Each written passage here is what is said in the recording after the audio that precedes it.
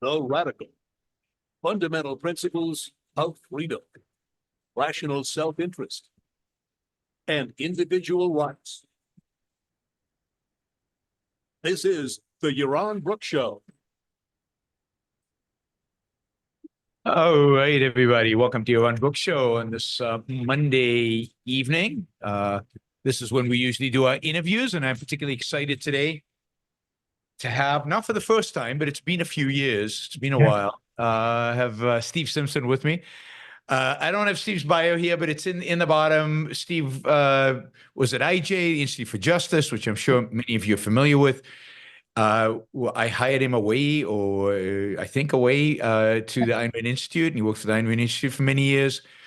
And then most recently, he is at the Pacific Legal Foundation. And we've been talking a lot about the Supreme Court cases. They've been top of the news, I think, that particularly at the end of this last session. And I figured, I've told you what I think. But I'm only partially educated about these things, and I thought, let's bring in an expert, somebody who actually knows what he's talking about when it comes to these things. And Steve was at the top of that list. So, hi, Steve. Welcome. Hi, Yaron. Thanks for having me. It's good to be back. It's good to be back. It's good to have you back. I thought we'd start with, with the case that I think a lot of us were anticipating that the Supreme Court would do what it did. I can't remember if I talked to you or maybe it was Larry Salzman or somebody else, and there was a lot of anticipation about overturning Chevron. Yeah. Since really Gorsuch came on the court, Gorsuch is has expressed real legal hostility to the administrative state more broadly and to Chevron in particular, I think. So let's walk through, maybe if you can walk us through what Chevron was, or what was going on before Chevron, what Chevron was, what's happened since, and then what overturning it really means. Yeah, so Chevron is a doctrine that the Supreme Court created in a case, not surprising, called Chevron versus, I think it's EPA in 1980, early 80s.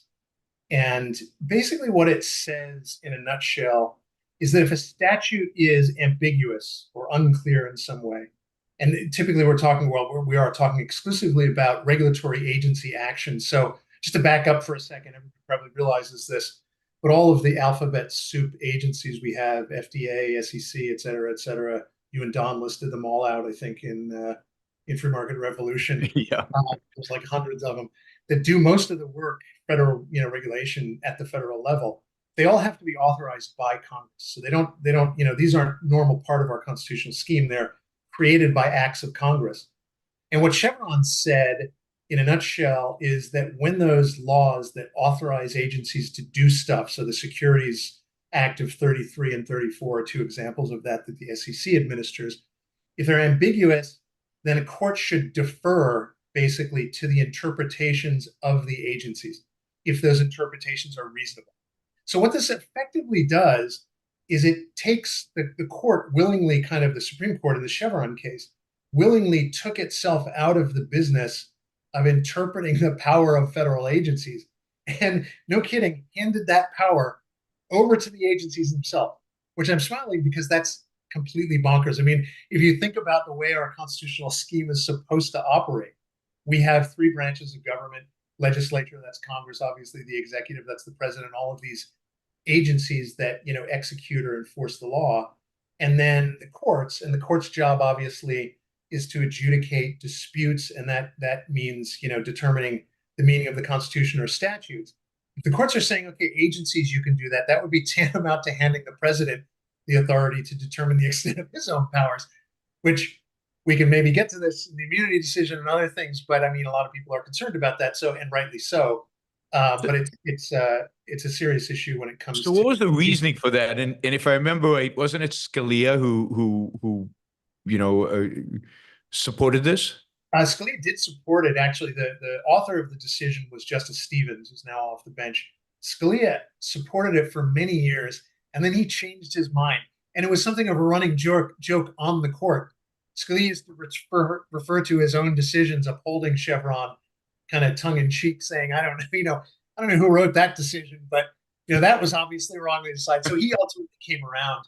And even to some extent, I think Thomas maybe was sympathetic to it when he started there was a whole this was all part of a trend that took place sort of very much in the 1980s, if people will recall, of the whole judicial restraint movement. And the whole idea was that judges don't make law. They have a very limited scope of authority. The political branches, Congress and the president, really are the ones who should be, all the action should be with them, and we shouldn't really restrain. We should be restrained in overturning what the other agencies that do the important work of government, what they do. That gave way to more of a now it's generally thought of as originalism or textualism. We really need to pay close attention to what the Constitution says, what Congress authorizes the agencies to do, and then thereby, and this is a very good thing, enforce the constitutional separation of power. So Chevron ran against that. It's been criticized for many years, not just Gorsuch, but I think the Chief Justice Roberts has been against it for a long time. Thomas came around ultimately. Kavanaugh, not surprisingly, was on board with their view, and Barrett, it turns out, as well, and Alito.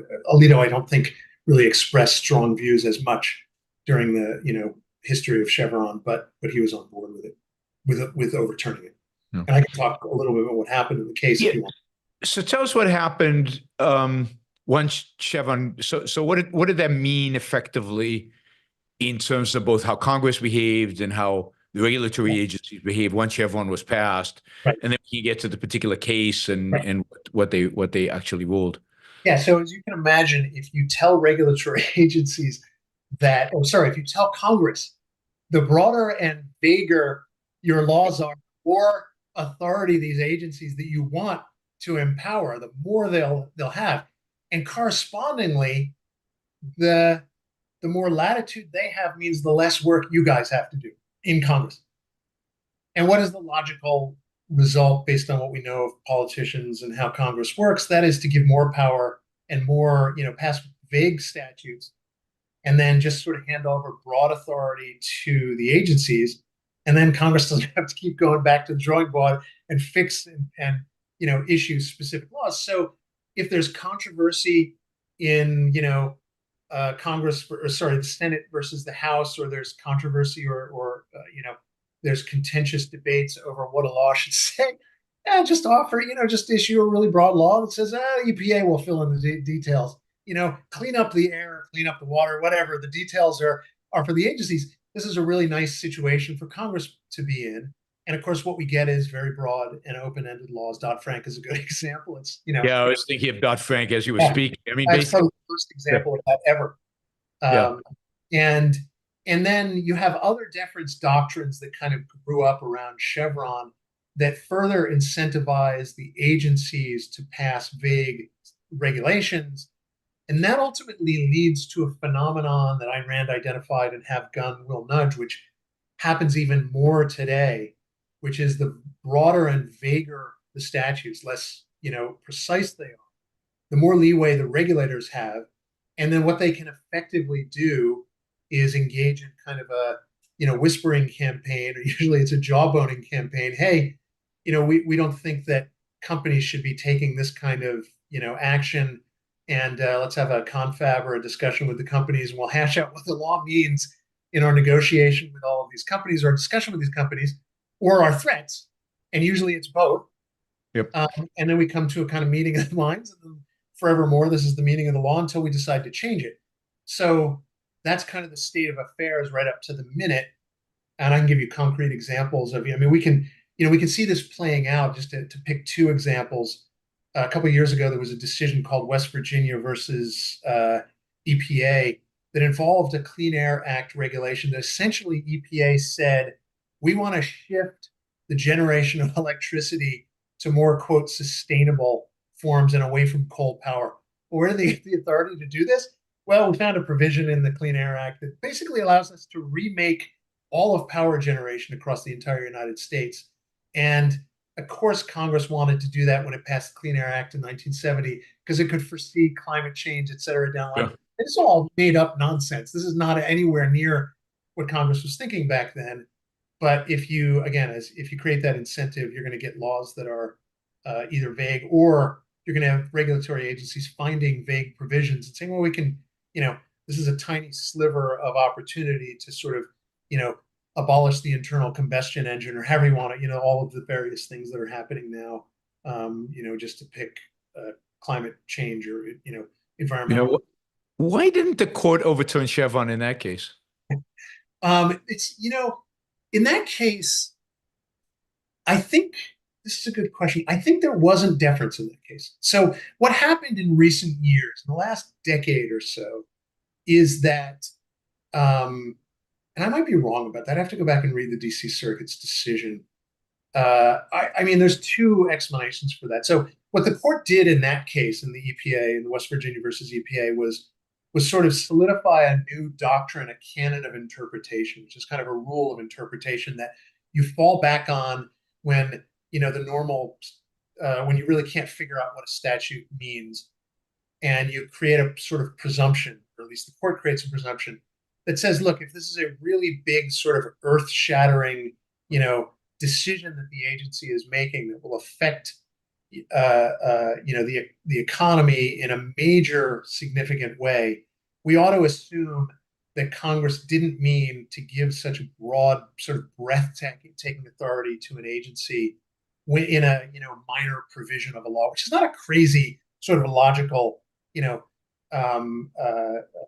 inference to draw from what Congress did. It's the way Justice Scalia actually put it in the case once, was that Congress doesn't typically find or allow elephants into or create, what is it, there are no elephants in mouse holes, basically. And typically we shouldn't find that Congress intentionally placed a hidden elephant in a tiny little mouse hole somewhere, meaning a big consequence from a small provision of the law. But for whatever reason, the court decided in that case that it wasn't ready to overturn Chevron. And so, they did it this year. Oftentimes, the court wants to take small steps. There are all kinds of wrinkles in different cases.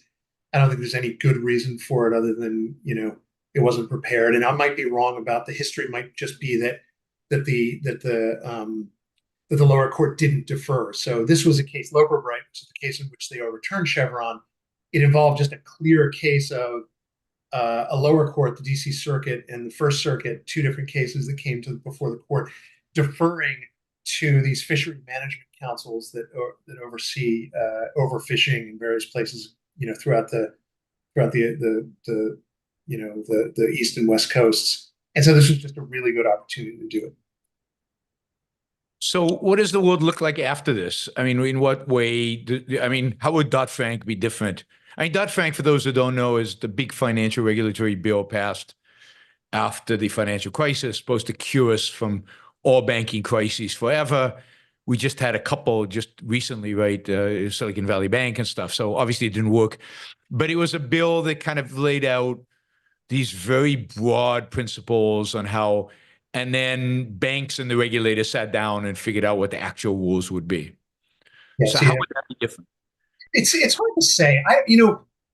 It's likely, my guess is that Congress would not have passed such a broad statute if it weren't for Chevron deference. But the other doctrine that we have to think about here is what's known as the non-delegation doctrine, or to put it in affirmative terms, Congress creates the law, the executive doesn't create the law. And part of that necessarily means, well, this has rarely been hashed out in principle by the Supreme Court, that Congress can't hand its lawmaking power over to the executive. And that necessarily happens if Congress essentially says, to an executive branch agency like the CFPB or the Fed. The CFPB is the Consumer Finance Protection Bureau, which deals with consumer credit, Fed, obviously banking, and then there's all kinds of other agencies. If Congress says, go regulate consumer credit in a way that benefits consumers, that's not a clear principle that the executive branch can execute on, because it's basically just saying pass a lot of regulations in the form of regulations that are in effect lawmaking, and that's Congress's job. So it's hard to say what would have happened in Dodd-Frank, but my guess is that Congress would have been a bit clearer and a little more circumspect with its broad delegations of power, because what it's counting on there is the courts to say, yeah, all these laws are ambiguous. We'll just allow the agencies to figure out the extent of their own power. But what comes after Loper Bright, I should just throw this in, and we can talk about it a little bit more.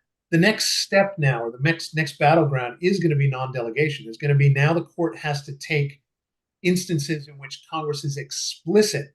Yes, we want an agency to have broad power, and we're going to allow it to, this one is pulled right out of the statutes, the FCC to regulate the airwaves according to the public interest. That's literally what the FCC Act says. Yeah. Issue licenses in the public interest. Okay, FCC, you decide how to do that. Or What the public interest is. Yeah. exactly. Or the FCC's authority to require various types of disclosures in the public interest, which now is being fought over with the greenhouse gas emissions rule that now is being litigated in the courts. And again, we can talk more about that. When Congress is perfectly explicit, it's not really a deference question, or it's not at least primarily a deference question, because deference comes in when you have an otherwise, understandable provision. And in the case, I'll give you the example from the Loper-Bright case that involved fisheries councils and catch limits. And what the law essentially says is Congress can provide for monitors to be on board these ships. What it didn't speak to is who has to pay for those monitors to be on ships.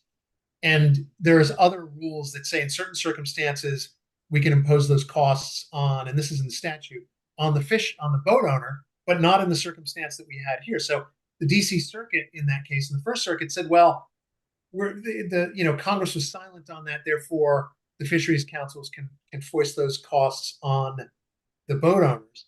And of course, the answer to that is, well, it doesn't say they can, and they were explicit in some provisions, but not explicit here. So where does a court go on, get off saying we can't figure this out? No.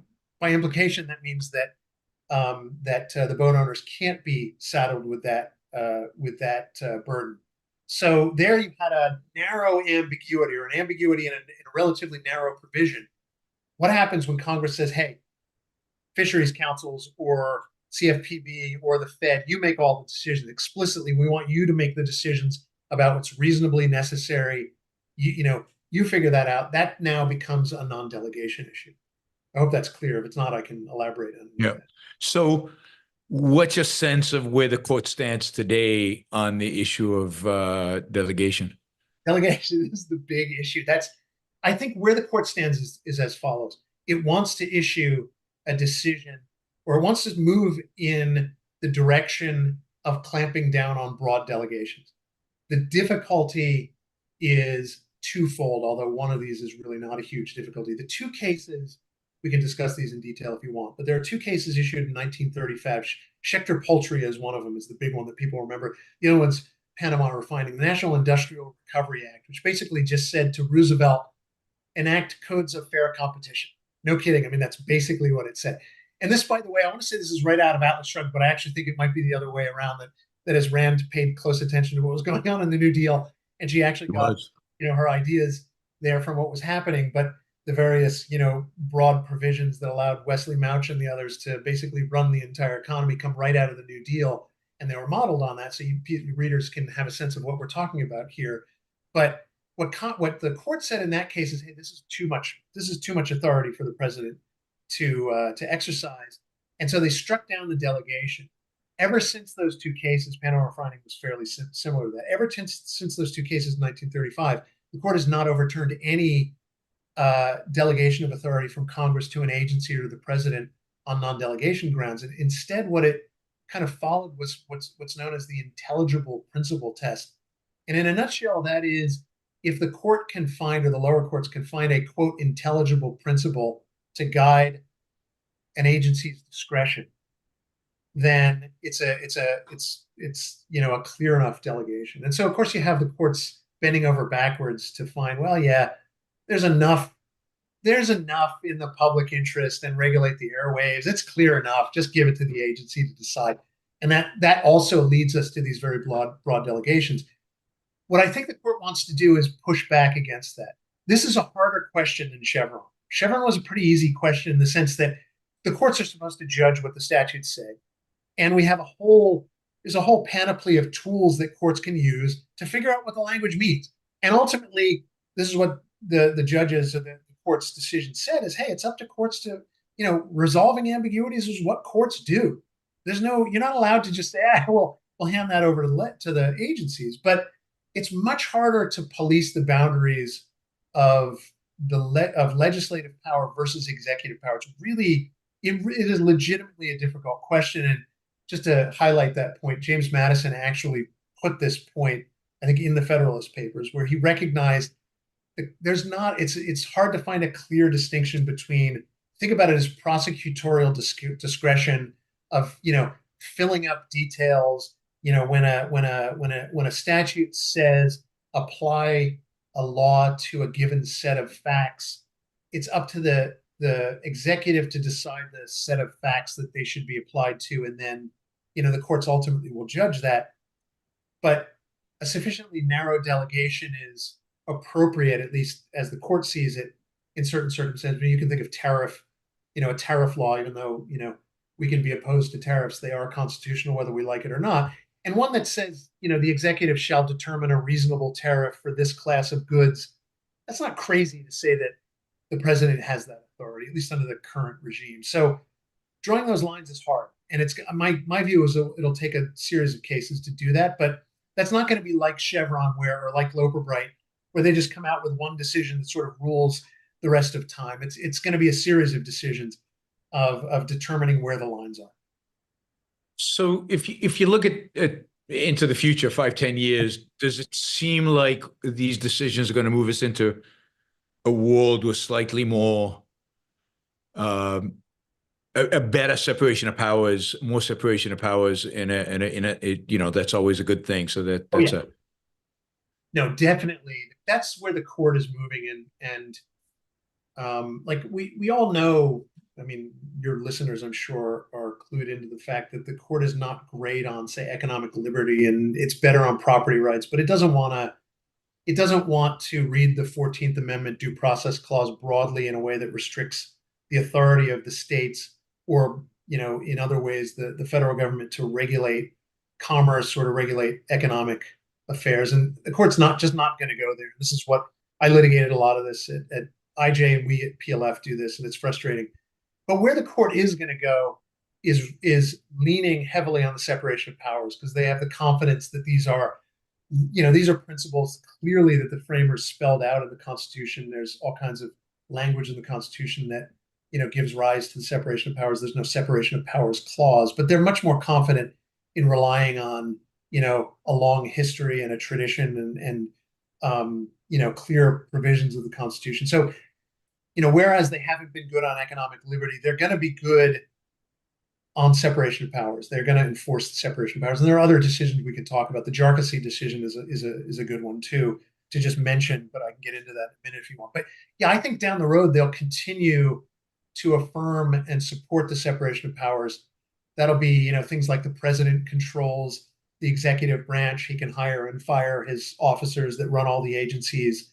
It'll be, non-delegation at some point. It'll be doing away with administrative courts, which that's a whole subject we can get into if you want.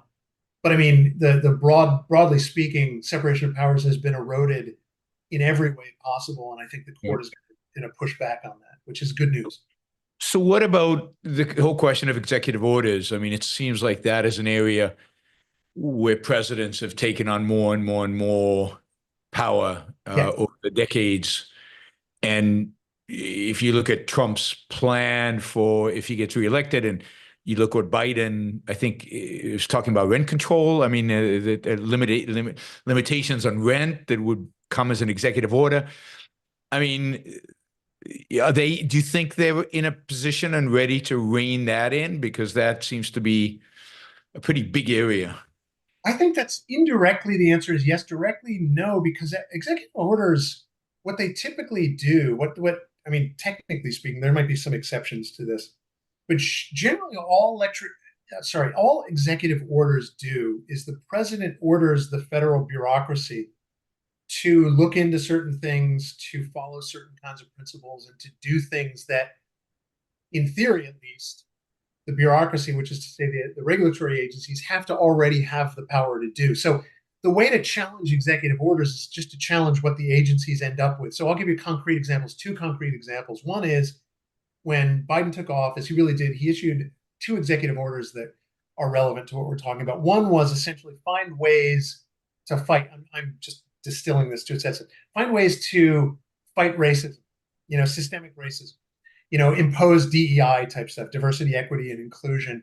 And then the federal bureaucrats go out, all the agencies go out, and they issue all these rules, or they prosecute cases, or they take executive actions against businesses, let's say, that are designed to implement that. The other obvious one is fight climate change. Now you have all these crazy rules or interpretations or guidance from agencies, agencies that have nothing to do with climate change, saying we order everybody in the bureaucracy to think about ways that they can be, eco-friendly. It's a lot of it is idiotic, but then of course you have all the stuff that the EPA, the Army Corps, and other agencies are doing. And what has to happen then is organizations like, PLF, businesses have to then fight the rules that come down, and that'll be the direct way of doing it. But executive orders themselves are hard to challenge. They typically cover power that the executive already has to essentially order the agencies to look into whether they have authority to do certain things. Now, there are egregious examples of that executive kind of action. So the loan forgiveness plan. Yeah, I was thinking of that. By the court, that was just flat out Biden basically saying, I want to forgive, trillions of dollars, or $500 billion in student loan debt. And then, oh, gee, the Department of Education found the authority to do it. The lawsuits, PLF filed one as well. The lawsuits ultimately were both against Biden's assertion of authority and the Department of Education's assertion of authority. That was sort of, law by press release. So there are egregious examples in which the president. There was an immigration case as well, wasn't one of the immigration issues? Although the immigration is difficult because both Congress has given the various immigration agencies broad authority, and it's an area in which the court has deferred a lot in a non-Chevron way, but deferred to the executive because it believes that the executive has kind of inherent authority over, foreign policy, immigration, things like that. And finally, immigrants don't have the same rights that American citizens have. Some of that is problematic, but not all of it is. I think you just have to draw a line between American citizens and non-American citizens about, the extent of the exercise or the protections of the Bill of Rights. But everybody deserves, and I think legitimately has, due process, but that's due process controls what the courts do. But there's a whole lot of leniency or, authority in the executive to manage immigration, for better or worse. So, that's an area where I think the courts are going to be loath to really trample on the executive's authority. I mean, Congress could fix that. It could pass tighter, restrictions. It's not going to do that. You're shaking your head. So, Congress won't do it. Right. Congress seems to want to delegate authority. They don't want the thorny issues. They don't want to have to deal with anything that is controversial. It's just easier for them. Life is simpler for them. Let the executive deal with it. Who cares? And that's why you have all of these groups on all sides of the spectrum. On the right, it's like anti-immigration groups. On the left, it's pro or anti-business groups. Let's put it that way, or pro-environmental groups that just harass Congress to do things, and this is why at least on the left, the progressive groups and the pro-environmental groups are complaining so bitterly about the Loper-Bright decision, because they knew they could get a lot more done by agitating in the administrative agency, and they know they control a lot of these agencies, in the sense of they're ideologically sympathetic to the left's whole worldview, or maybe we don't have to put it in left-right terms, but this is obvious, kind of an obvious left-right distinction. Yep. And so they hate the Loper-Bright decision because it struck down Chevron, and Chevron gave them immense power to lobby agencies to do what they wanted. So so we're moving towards a greater separation of powers. That's a good thing.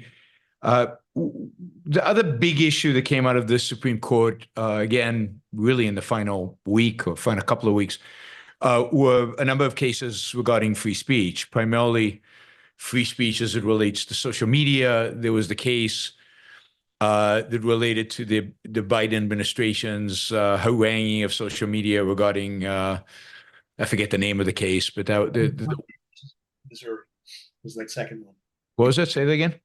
Murphy versus Missouri, I think. So this is Missouri, and then there were the cases of the two laws, the Texas law and the Florida law.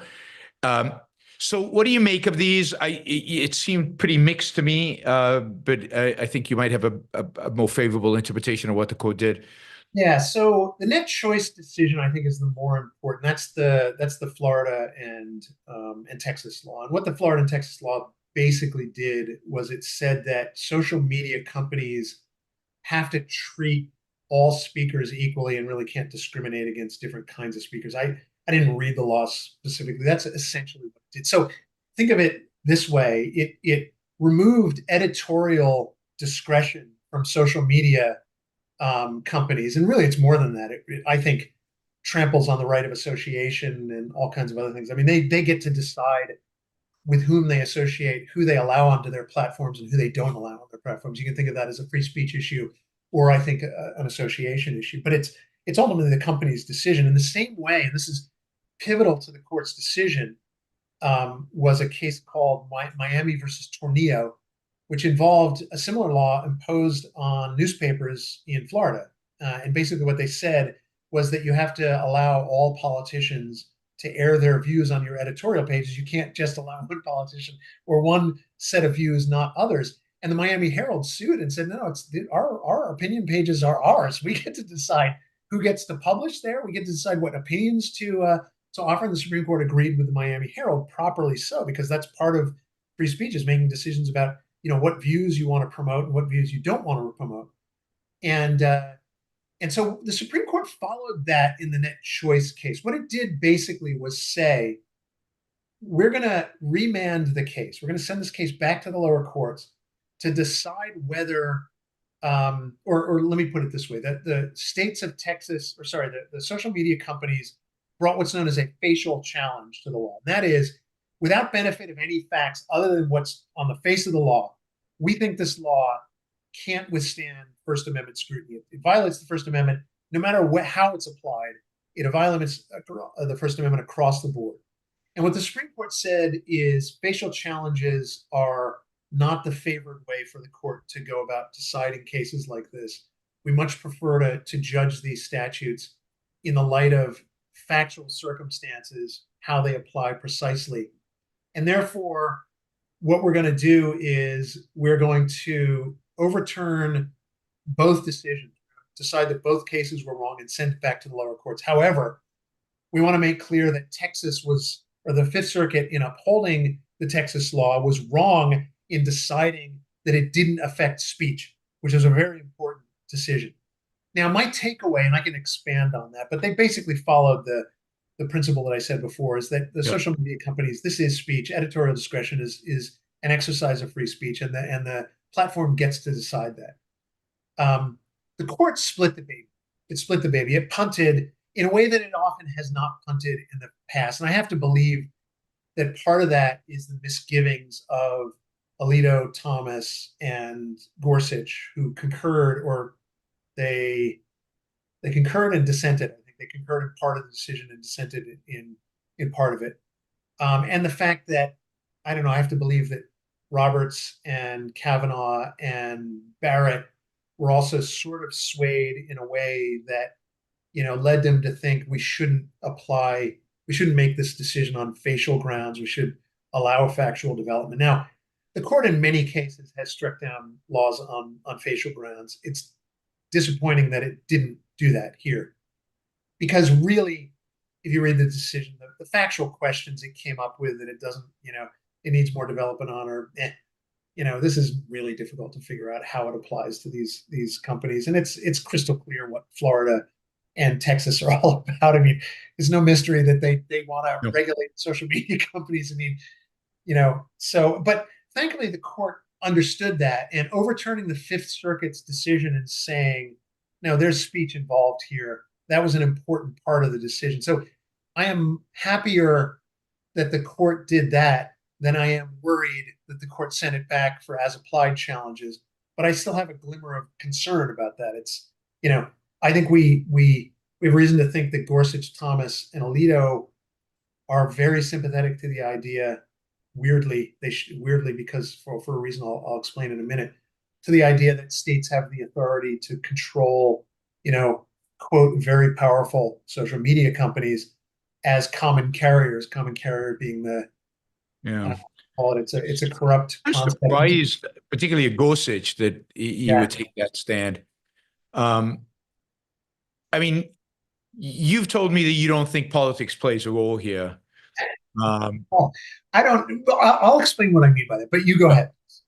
So I'm wondering how much of this has to do. I think the Florida law, was clearly geared towards greater representation for conservatives, and you can and the banning of Donald Trump from Twitter. It was it was like you can't ban politicians from Twitter. All politicians must have. It seemed, and I wonder what would motivate those three conservative justices who on so many other issues are pretty good, particularly Gorsuch and Thomas. Yeah. So my view of this, but I could be convinced otherwise. It's just I try to take. Well, I don't know. I don't handicap my own analysis. I just think about like what have conservatives been thinking and where have they been drifting? Like I don't know. It seems odd to use the term intellectual on the side of conservatives on issues like this, but there are a lot of conservatives who buy into the idea, or libertarians too, who buy into the idea that market power is a form of it's tantamount to force, and that big is bad, and that in various ways when companies or otherwise private actors exercise broad economic power, that they are tantamount to a government. And I mean, my understanding, I haven't read anything that he's written on this, but my understanding is that Randy Barnett is sympathetic to this. I know Richard Epstein has actually been sympathetic to this for a long time. Really? He buys into the whole idea of at a certain point, companies are monopolies, and that we need a common carrier type of concept to push back against market power on things that one could characterize, this is entirely improper conceptualization of it, utility. So I mean, think of the railroads. And I mean, let me put it like this, Yaron. Who passed the Sherman Antitrust Act? It was the Republicans. Exactly. I get Epstein taking this position because he's a law and economics kind of guy, and that makes sense. But Randy Barnett, the anarchist, I mean, give me a break. I mean, so you can explain a lot of this, and I don't want to point fingers at Randy or anybody else in particular. No, I mean, he's super smart. It's entirely plausible to point this and to make the political point about this and say, yeah, this is more about Trump than it is about, bad ideas affecting conservatives' thinking. And that's entirely plausible to me. But I've seen the way that, I guess I would ask the more fundamental question, leaving aside Trump himself for a minute. Why is it that the conservative movement has moved in this populist direction over time? And what is really driving that? Is it really Trump, or is it bad ideas? And my view is Trump's bad just ideas. feeding them what they want already, right? It's bad ideas. There's no question. So I tend to view this as it's a consequence of bad ideas. But I mean, how much of those bad ideas? I mean, in this particular case, how much of the bad ideas are a consequence of the fact that the people running these companies are leftists or perceived that way? Yeah, I think that's got to be and therefore it's the conservatives that are being, in a sense, silenced, and therefore suddenly they want power so that they can. Yeah. I mean, I'll give you a data point, so to speak, that supports your view. Probably supports your view. I think it does. Remember Citizens United? Yeah. Right. So Citizens United is basically the same principle. The left was screaming that if corporations are allowed to spend money on political speech, they will skew the debate. And I spent half my damn career arguing against that stuff and fighting those laws. Only a decade later now, well, a little more than a decade later, to hear all the same people on the conservative side who absolutely, it was Hillary the movie, right? It was Ann Coulter and others, in that movie, movie that criticized Hillary Clinton, saying, my goodness, we have to be able to spend money on speech. We're a corporation, a nonprofit, but sure, it's a corporation, and big corporations have to spend money. And of course, back then, the majority of the corporations were at least viewed to be more right-leaning and anti-regulation, and therefore, sure, that was fine. And now, when it's the other way around, you have them flipping. So I think that supports your perspective. Maddens me, but yeah, I mean, it's. Yeah. I'm not saying you're wrong about this. Part of No, it is, no.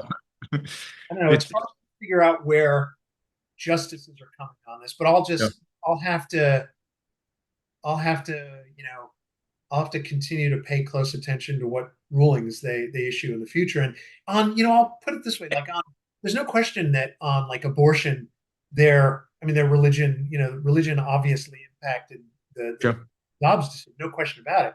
But I look at that more as it's a worldview that's driving them, as opposed to a, strictly speaking, political view. It's a moral view, maybe, but maybe it blurs the distinction between those ideas. But there clearly is a shift in the worldview of conservatives. I mean, J.D. Vance, who was just announced as the vice presidential, probably will be our next vice president, is raved about Lina Khan, right? Yeah. He loves Lina Khan. He thinks antitrust law, he's very pro antitrust law. So the conservatives have shifted away from a soft view on antitrust, which they held since the Reagan administration, to now hating big business and going after them, particularly, and I don't think accidentally, but particularly big tech. And then, of course, the question is, what is driving this? We're in a mixed economy. They're complete mixtures. And sometimes these shifts are motivated by who they perceive as being the CEOs. When the CEOs are right wing, we're very pro business, and when the CEOs are perceived as left wing, maybe we're not so. And it's not a big ideological shift because they were never pro laissez-faire. That's true. That's right. Yeah. So it's a tough one. I still tend to look at it as less strictly political and more ideological. But I don't think your perspective on this is nutty. And I don't think they're separable. I mean, ideology and politics are very interrelated particularly in a mixed economy. It's not like these people have firm ideologies that never bend. They bend to the wind. So that is the Texas and Florida case. So what do you think is going to happen with these cases? I mean, the lower court will take them. Let's say if they rule they're unconstitutional, do you expect this to come back to the Supreme Court? No question about it. It'll be back in a couple of years. I think absolutely it'll be back. And I suspect what'll happen Florida ruled the right way. The 11th Circuit ruled the right way, which is to say pro free speech, in my view. I'm trying to think they ruled on its face. So they'll have to go back and they'll have to create a factual record, and the social media companies will do a great job of that. And I think they'll win again in the 11th Circuit. Fifth Circuit's hard to call because it's the same kind of thing. I mean, the Fifth Circuit's decision was just obviously wrong. I mean, there is no world in which you can mistake what the Miami versus Tornillo case that I mentioned before. There's no way you can not get that applies on all fours to the social media context. So I don't know what the Fifth Circuit will do. I would expect they would rule the right way after remand, but one does not know. It depends on. They're a little crazy, the Fifth. I mean, they had that abortion pill ruling too, which was kind of, Although it's crazy in a really good way. Sometimes, they're good in property rights, right? Yeah, and separation of powers, yes. Yeah. So I think crazy since I'll appear before these guys, just maybe a little more radical. No, I'm kidding, but you get the point. What do you make of the dismissing that other case, the Biden? I think that case turned more on the facts. So that was an issue, and there's another decision. So it was an issue of standing, right? Yes. Yes, it was a standing issue, right? So what ultimately was you're talking about the other social media case, right? Yeah. So not the FDA case, but because that also was just dismissed on standing. But that case was that I'm trying to think. So I didn't delve into it, but it turned on the extent to which the individuals were injured by government action. So, but it really came down to who's the real actor here? Is it the Biden administration forcing social media companies to, quote, it's not censor, but block It was doctors on social media that were bucking the sort of COVID line coming out of the Biden administration and claiming that on various things, not following sort of received wisdom on COVID, and being blocked on social media. Was that really coming in any way from government action, or was it just the Biden administration saying, "Hey, we're going to pay attention to posts, and we think you guys should get rid of these because they're nutty or whatever"? Is it persuasion versus force? And I don't think it's crazy to say, I'm not super familiar with the record in that case, to say there was no real government action being applied to the social media companies here. Now, you could probably go either way, but it really depends on the facts. And since it seems like a question of fact, and it seems like they dismissed it too quickly as a question of standing, rather than say something like, look, if these companies were threatened, and there's good reason to believe they were. I mean, we see that out in the open, never mind behind closed doors. If they were threatened, that it's a violation of free speech. If they're just advising, then maybe not. But they didn't give that kind of guidance, as far as I can tell. No, that's true. But here's what they did do in another case called NRA versus, I think it's Vulo. That was interesting. Yeah, it was the same basic issue, and they ruled the right. I think definitely. Yes, they ruled the right way on that one. Yeah. What was happening there was the department, it's like the insurance department, the insurance regulator in the state of New York was going around to NRA insurers and saying, in essence, my words, obviously, "Hey, a nice insurance company you have there. I'd hate to see something happen to it, i.e. we don't allow you to do business in New York, or we regulate you in some way. Maybe you should stop insuring the NRA." I mean, that's basically what was going on. We're going to use our regulatory authority to pressure insurers not to give insurance, not to do policies for the NRA, because we don't like the NRA's speech. We don't, we're anti-gun and they're pro-gun, and this is bad. And the court reached the right result in that. They quite properly looked at it from just a common sense standpoint. I mean, this is a regulator, and they're going around saying, we don't think any of you guys should do business with the NRA. So, I mean, what that shows is that, in the right kind of case. Now, query what counts as the right kind of case. You could say it was the NRA, and therefore they were sensitive to it. I don't know. I'm not ready to go and think that that's where the court is making decisions. I mean, the NRA case is interesting because I know firsthand of how the government in the Obama administration, but then later on in other administrations as well. So Obama, they decided there were certain industries they didn't like, pay loan lenders and private colleges. And they basically told the regulators to tell the banks that if they made loans to these organizations, they would get into trouble. And loans were just pulled, and companies just went out of business because they couldn't find a banker. I forget the name. There was a whole name for the program. Payday lending? Is that what you're talking about? What's that? Oh, the program that you're talking about. Yeah, no. The program of getting the banks to stop banking these industries. Oh, the gun industry was another one. What's that? Like responsible banking. I mean, you're right about that, because they do that. Bank regulators especially. I mean, you know more about bank regulation than I do. But I mean, that's widespread. CFPB does it. I mean, the Community Reinvestment Act, the DOJ controls banks through the Community Reinvestment Act, and then the application of anti-discrimination laws, whether fair lending laws. And the way they do it is Community Reinvestment Act, which everybody probably knows, that basically requires banks to invest in communities in a kind of, to be diverse in its lending portfolio across various different types of communities or race, et cetera, et cetera. But it doesn't actually have teeth. It's basically a monitoring device. But what DOJ does is they look at that information, and then they go to the banks and they say, if you don't have a branch in this part of town, we're going to sue you under the fair lending laws. Yep. And all of a sudden the banks, what do?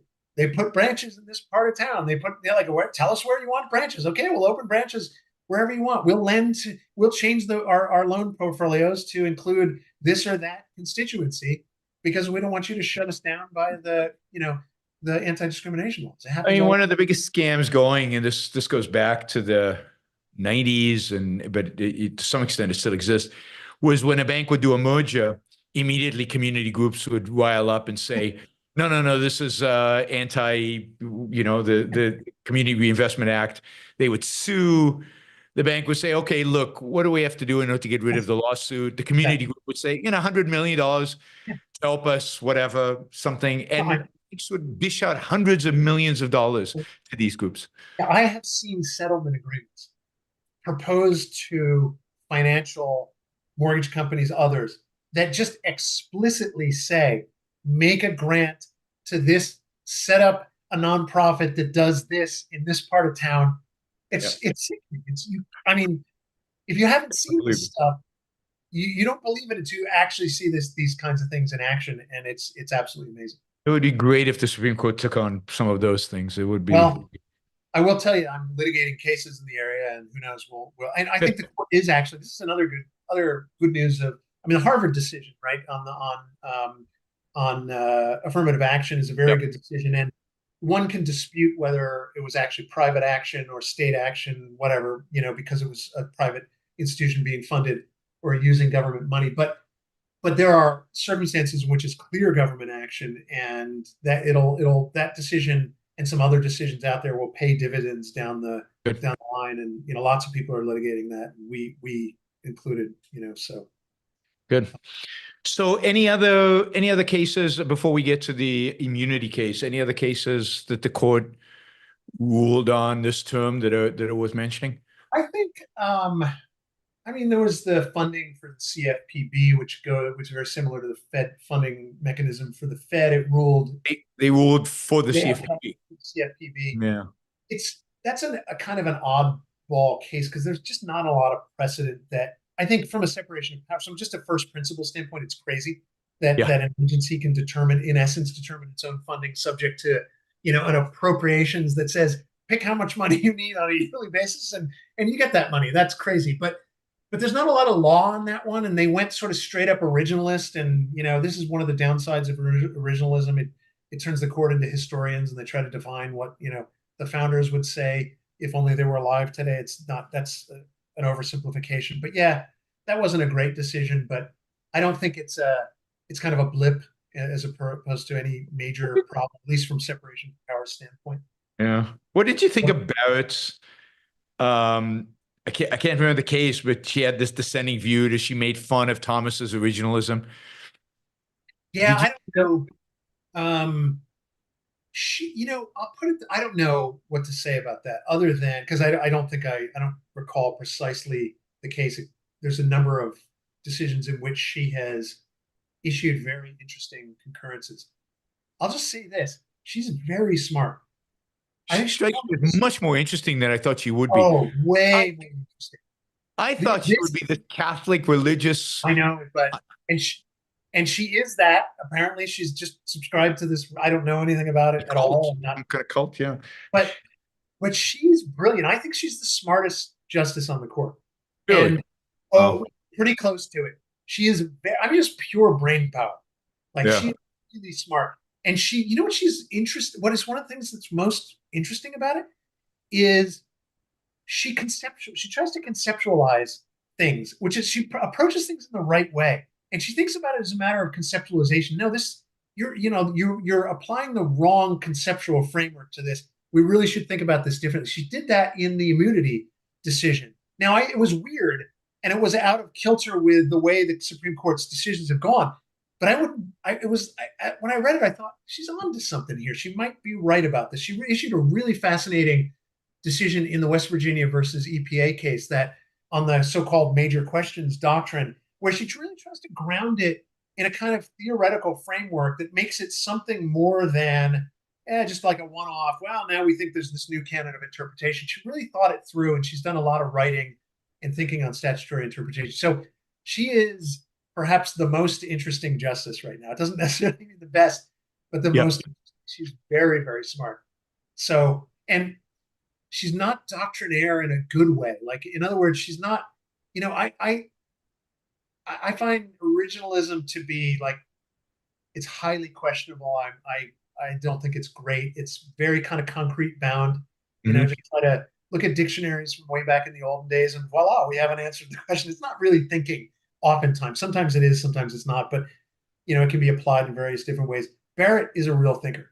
So I think it's a good thing for the most part. So, did you think that the decision they made on the abortion pill, I mean, other than, was that a reasonable decision? Yes. Or I think it was a reasonable decision. I would put it like this, just from a broad perspective. A group of random doctors who are sort of pissed off at what the FDA did, or religious doctors or non-religious, shouldn't really be able to just sue the administration and overturn actions just because they're sort of mad at what's going on. And problem with standing jurisprudence, and standing, basically, for the listeners who don't know what it is, it's do we have the right plaintiff here? Do we have the right person bringing a lawsuit? And it's rooted in the case and controversy requirement. And basically what it says is, in order to sue somebody, you have to be injured. You can't just be a random person who's pissed off at what the government is doing. And that makes sense in my view. And so what the court over the years has really loosened the requirements to the extent now that, an environmental group that wants to stare at wilderness now can basically sue the federal government, and like block the Keystone pipeline, or anything like this.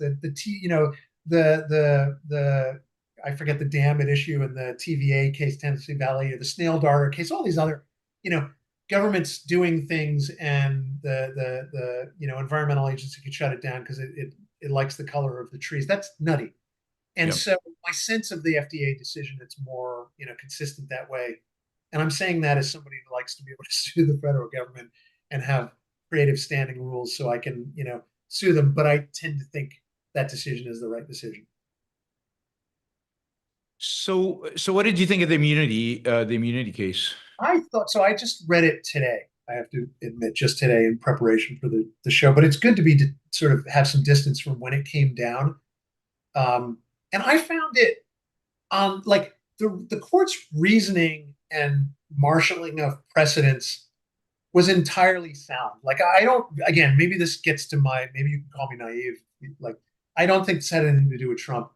But it's just what they said essentially was, for official acts that are at the core of the president's constitutional authority, so commander-in-chief, executing the laws. Those are the two that they focused on. That when it comes to that, official acts are clothed with absolute immunity from suits, from lawsuits, criminal lawsuits. And there's a fair amount of precedent and history on that proposition. One can disagree with that and say there shouldn't be this precedent. They relied heavily on Youngstown Steel, which was, of course, Truman trying to nationalize the steel industry. And one of the things that the court said in that case was, president's got all kinds of authority, but this is not one of the things that the president has the authority to do. He enforces the law. He can't just make up laws as he goes along. And that was relevant to the court's decision. I view the majority's decision as sort of a straight up the middle. They basically said that official acts at the core of the president's constitutional authority are clothed with absolute immunity. All other acts, other official acts, are presumptively immune, but it's a rebuttable presumption. That's a sensible framework for it. And I find the dissent's arguments against that are just rhetoric over sound thinking. And especially where Sotomayor, she's got a passage in there where she says, well, now the president can get SEAL Team 6 to assassinate political rivals. That's just good. This is an example. Do this is an example that in either in the appellate courts or in the Supreme Court, one of the justices asked Trump's lawyer if he sends some, does he have immunity? And the lawyer said yes. Yeah. Okay. Valid point. So she pulled it out of that. She didn't make it up. No, I get that. But I mean, one can separate the quality of, I don't know who argued the case. I didn't pay attention. I don't want to cast aspersions on people that I may know, but whatever. One has to separate the advocates and the person they're advocating for from the gravity of the case. And, think about, at least to understand the importance of the decision, that is what the decision was focused on, is you have a president who is making decisions in wartime and being sued every couple minutes and indicted by every prosecutor in every city and every state attorney general in the entire country. Yeah, and don't tell me that's not going to happen. That will definitely happen at some point. I like to think about it, or pick a perfectly sort of benign approach, or at least from our perspective. Imagine if you got elected president, you were like, okay, now I'm going to really roll back the federal government. Not in a totally outlandish, like couldn't possibly get through, but I'm actually going to try to do this. And what's going to happen to me? I'm going to be indicted constantly by all of these, or I'm going to be sued endlessly by every, state in the country, because I mean, that's basically what happened. I mean, that's happening. I mean, that's actually kind of happening now. I mean, leave aside that. I mean, so earlier we said, are the justices at all swayed by politics here? And I could be entirely wrong, and I'm open to the idea that's true. But we ought to say the same thing about all of these various prosecutions. Is it at all possible that the Manhattan DA is swayed by politics, that Jack Smith is swayed by politics, or that in the Georgia case they are? The Georgia case always struck me as the strongest one. Yeah. But I mean, the Manhattan DA, yes, of course. And I think that prosecution is, I mean, it's at least it's intellectually, it's ridiculous. The law, I mean, there's a real law on the books that allows him to indict Trump on that, but that's weak. That is a really weak case. Yep. And so the bottom line is, if there's no immunity, you're going to have presidents sued for things that they need to actually do. Now, you could question the basis of immunity. Maybe immunity shouldn't exist at all. And I haven't really thought, deeply about that, but it's sound reasoning on the basis of, precedents that have been on the books for a long time. So it struck me as it's way more than a non-crazy decision. So I don't know if you read Ilya Soman's. He had a piece in the Vote Conspiracy on this. It might be worth reading that. I thought he was pretty thoughtful about it. He was very. He's very thoughtful. So he's always. Yeah, I did. like Ilya. Yeah. Yeah. I mean, what's your take on it? Do you have thoughts on immunity, or like, I'm thinking about this from a legal standpoint of just taking the precedents at face value, but I can't say that I've spent a ton of time thinking about whether it should exist. And there's no, there's a separation of powers rationale there, but there's no provision. I mean, this is the problem. I have no problem with immunity if we really have a proper conception of limited government. Yeah. Right. So when the president is in charge of foreign policy and is commander in chief, then clearly in wartime he has immunity. You can't otherwise. But in a mixed economy, which gives him so much power, the more checks, the better. Let them all sue him, right? Let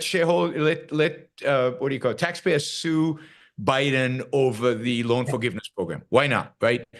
So I want as many ways to get at the executive as possible in a mixed economy. But in a truly separation of powers, yeah, I think immunity would be pretty strong.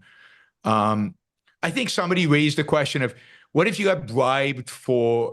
This is for granting. The president has the right to pardon people. What if you were bribed to pardon people? The pardoning people is a constitutional. So how do you separate this? You can't have immunity for being bribed. So there has to be some principle. There has to be something there, but it should be like in a proper government, it should be so rare that you would ever see somebody suing the executive that for all practical purposes, they would have immunity, but there still would have to be some exceptions to that. Yeah.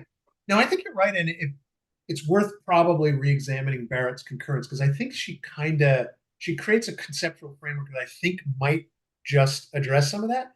Yep. And she looked at it as it's really, the president has case by case as applied challenges to certain kinds of prosecutions, but it's not immunity. Now, I haven't thought enough about it to know whether there's anything to what she's saying, but it's interesting. I thought what she said was good. I mean, I thought she concurred with the majority, but then had this.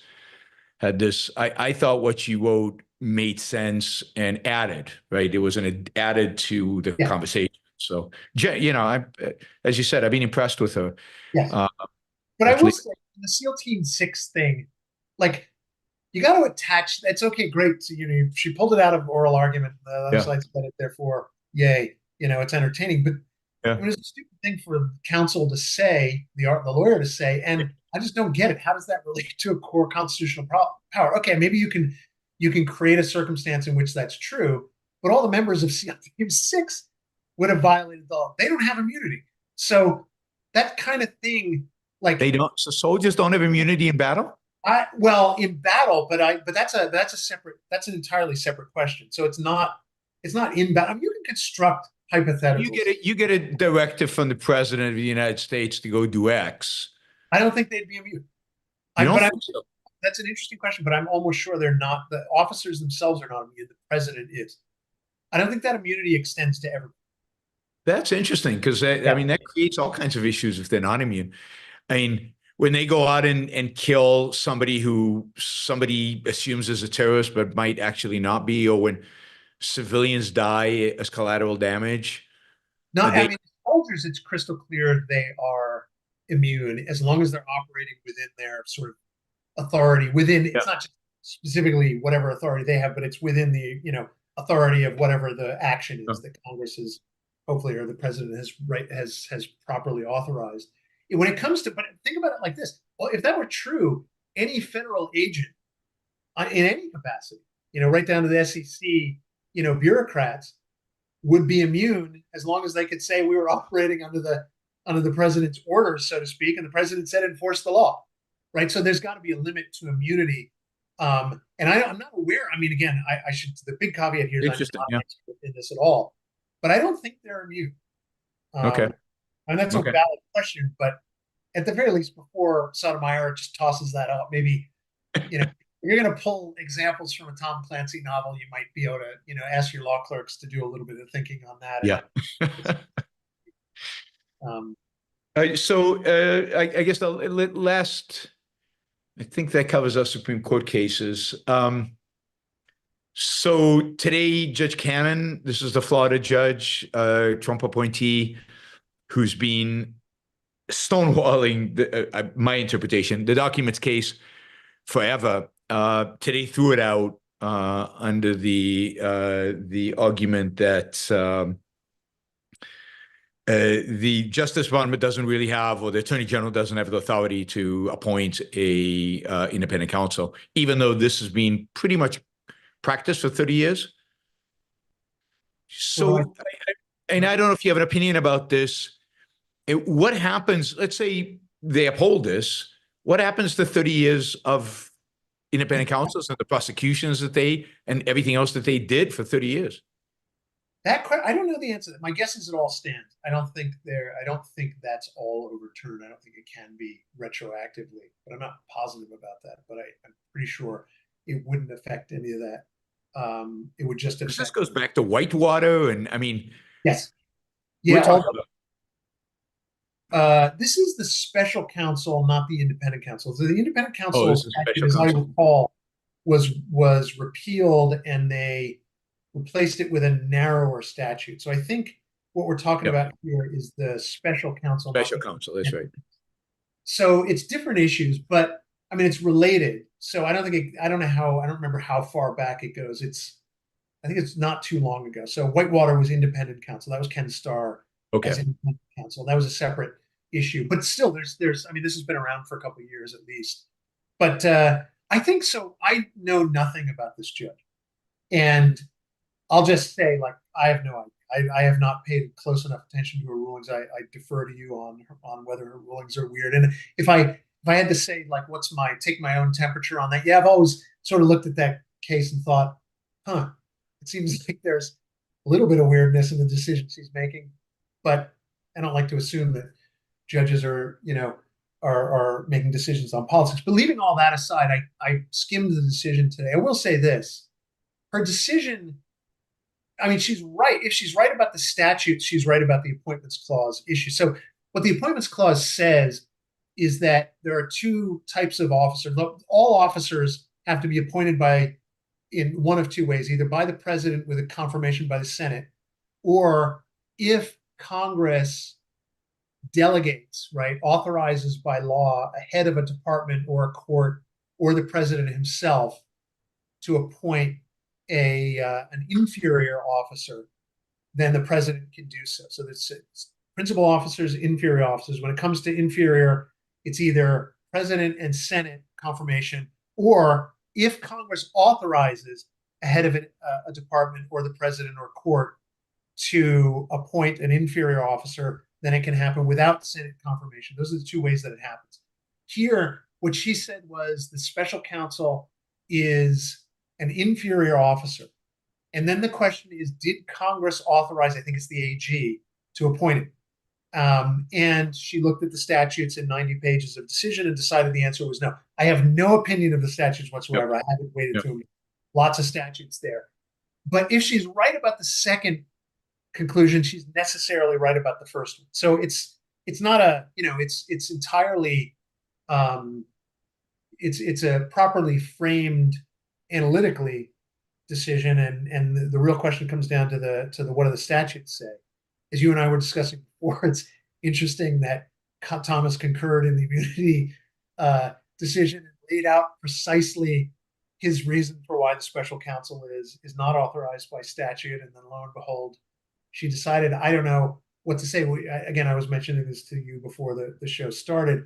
It's not unlike Thomas to do that. He issues concurrences like that. I'm sorry if I preempted your next question or I'm going beyond where you want to go, but I'll just throw out that Thomas does this a lot. He offers his own rationale on things, even when it seems odd that he's doing. I've seen him do this many, many times. So based on that, I will say I'm not convinced that he was just issuing some sort of signal to this judge to rule this way. Then again, any idea how this affects the January 6th, which is a different jurisdiction? I guess the reasoning, it should be the same reasoning. It's two different courts, though. So the district courts, this is district court in Florida, district courts in DC don't have to follow. And my guess is they wouldn't follow it. It's a pure guess. But I don't know enough about the statutory. But if it gets appealed and I guess it would have to get to the Supreme Court for it to be applicable to both courts. Absolutely. Okay. And so from here, where it goes from Florida District Court, it goes to the 11th Circuit. And well, I mean, Trump's going to get elected and they're going to drop the case. So it really, I guess it's most likely going to be irrelevant. Yeah, that's true.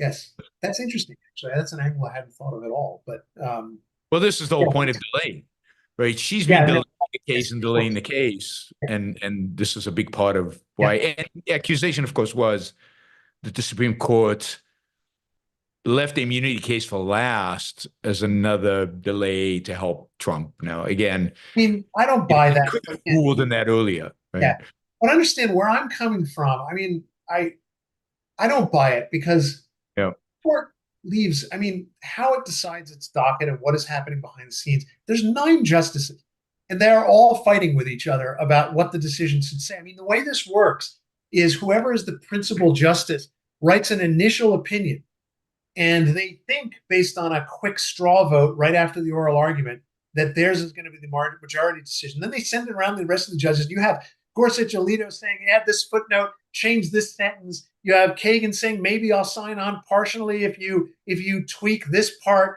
versus that part. I mean, it's difficult for them to get any decisions out. Yep. It takes a long time. I just don't buy that they're sitting around thinking, yeah, we really want to delay this for Trump. I just don't buy it. And whatever you think of Chief Justice Roberts, I've disagreed with him very strongly on some decisions, the Obamacare decision being the one. Yeah. He's a great Chief Justice. I have no doubt, and maybe I have some doubts about Alito and Thomas, let's say, in their political views. I have no doubt that the chief, as objective as a person can be, I have just no doubt that guy's playing it as straight as he possibly can. He cares deeply about the court. He's a really honorable, smart man. You can disagree with him, but he's a great Chief Justice in my view. Again, disagree with his decisions. I don't think he plays politics. I'm not even sure he played politics in the. Everybody thought about this, that this is what he did in the got cold feet in the An Obama case. And I did think that back then. I think I said it at OCON. I don't think that as much anymore. I have much greater respect for him than I never had, I never lacked respect for him, but I just don't buy it. He controls a lot. And the idea that somehow he's playing games behind the scene for Trump does not hold. I don't think Roberts is. I mean, I think elite-owned Roberts might be, but I don't think the others are. Barrett doesn't seem to be in Trump's camp in any kind of significant way, and Gorsuch is too, I think, ideological to care that much, and I think that's true of Roberts as well. Yeah, and same thing. I think same thing with Kavanaugh. I don't think Kavanaugh owes any. He's not. He doesn't strike me. He strikes me as much more of a moderate conservative. Yeah. And if we think of what the three liberals on the court would do if they thought there was any politics being played behind the scenes. Yep. They wouldn't stand for it. Something would happen. They would not allow that kind of thing to happen without saying something. Yeah. I guess I said Roberts when I meant Thomas. So Thomas and Alito strike me as the most likely to be political. And I think my reasoning for Thomas is, I think I told you before the show, I met his wife. That was enough for me. She's a bit of a... As somebody who one day hopes to be arguing cases in front of these guys, and maybe there you go. No, you shouldn't come. I take it, and I definitely think like ideology impacts all the justices, and that's one thing to recognize is their moral convictions and their worldview definitely impacts them. And I can point to all kinds of decisions in which that happens on the left, definitely, and on the right. And one of the things that's interesting about the Supreme Court, especially if you listen to the arguments, is whether you like how they think or not, big issues are debated before the court constantly. And this is one of the great things about the court is, I like them. If I have to pick not going to surprise anybody that I think they're the best department in government these days, not least because they actually think hard about stuff and they write everything down. They actually write something down, exactly. They write this stuff down.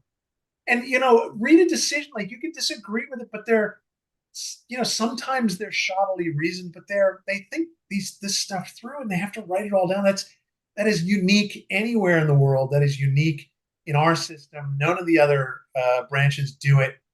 And it's pretty special. So I'm a big fan of the court, and it takes a lot to convince me that there's anything other than, maybe really bad ideas at the heart of this, but ideas nonetheless. I mean, I used to have a lot more respect for Thomas than I do today. I think something shifted over the last 8 years. I understand that. I can see a change in his approach. He used to talk about individual rights. He used to have what seemed like the most principled take on the court when it came to issues of individual rights. Yeah. Because, I mean, I don't know. That happens in both directions with justices. I don't know. But I understand. Yeah. All right, we got a few questions here. Let's take some of these. Andy asks, would you be able to explain how Lochner got overturned? It seems like such an obvious protection of individual rights. I've never heard a simple explanation. This goes to the issue I was talking about before. Here's the basic issue. Lochner was the freedom of contract case that the court decided, striking down a maximum hours law for bakers in New York City. And what the court held was the due process clause of the 14th Amendment, which basically just says, and you can think about it as the equal protection clause, that the states shall, that that due process extends to state citizens as well as, it's an incident of national citizenship. All Americans enjoy the right of due process as against the states, not just against the federal government. And what the court did in Lochner was it read into that freedom of contract and said that the intention behind, at least in part, the 14th Amendment was to protect freedom of contract. That's a non-crazy, in fact, I think it's true. I think it's actually right.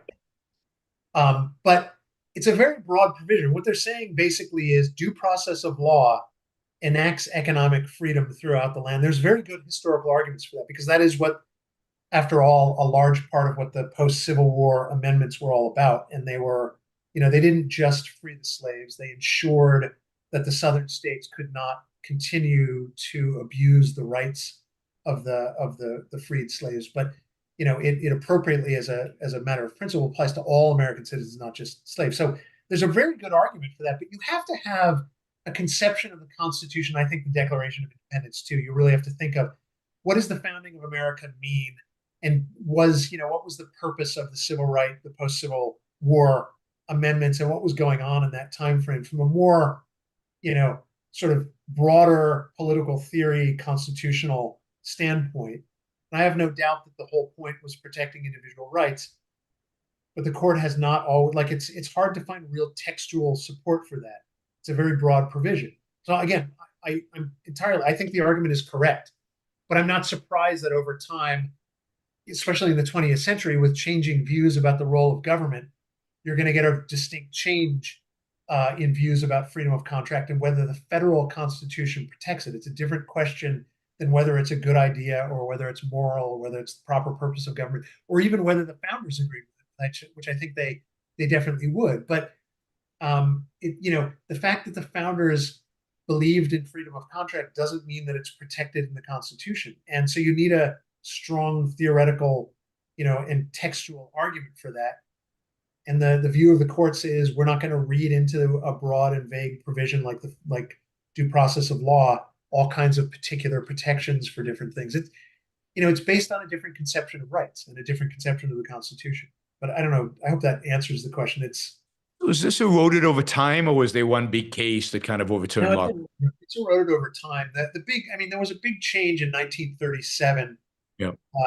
With that sort of the Lochner era. There were a number of decisions at the time in which the Supreme Court overturned a lot of state laws that restricted property rights and economic freedom. One was a minimum wage law for women elevator operators, of all things. And the court rightly said, why the hell, what's the point of a law? Why is there a rational basis for a law that restricts or that applies the minimum wage only to women? And that was all overturned in 1937. And then from that time till now, there's been a real undermining of the idea of unenumerated rights and the court's protection for so-called unenumerated rights, notwithstanding the Ninth Amendment, which clearly, enacts basically or enforces unenumerated rights. But they're very skeptical of that. And the 14th Amendment, unfortunately, is even vaguer than the Ninth Amendment. So the court has become just really skeptical of this idea of unenumerated rights, not least because of issues like abortion and their conviction that the states should have more latitude to regulate than the federal government. So Ginger Clark says, very much enjoyed the essay in your book defending free speech. Thank you for it. You're welcome. Jennifer asks, can you compare Francisco's behavior when he slapped Dagny in Atlas Shrugged to how in real life one should react to speech one doesn't like? Oh, that's an interesting question. I think that I would put it like this. Well, I think the context was very different. I don't think the two really are connected. So private, like if you slap somebody, you're not the government oppressing or restricting free speech. You're violating criminal and civil laws against battery, assault and battery. The question of whether it's ever moral to do that, I don't know. Yes, I would say in certain circumstances, but again, this is just me sort of talking as a person. I'm not a philosopher but I would put it like this. And I judge it in my own life. Would I ever do something like that? Probably. And I would be prepared to accept the consequences, including being sued and prosecuted for it. And if you really think that there are circumstances in which that is warranted, you have to make that decision for yourself, but you have to be ready to accept the consequences.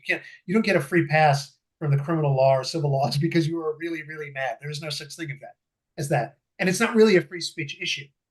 But I'm interested in what you have to say about that. I'm not, by the way, I don't want people to think that I think it's okay to go around slapping people. You're slapping people around. It's an independent moral decision that ultimately comes down to, okay, am I willing to accept the consequences? And is there a circumstance here in which it's appropriate? I would say, generally speaking, no.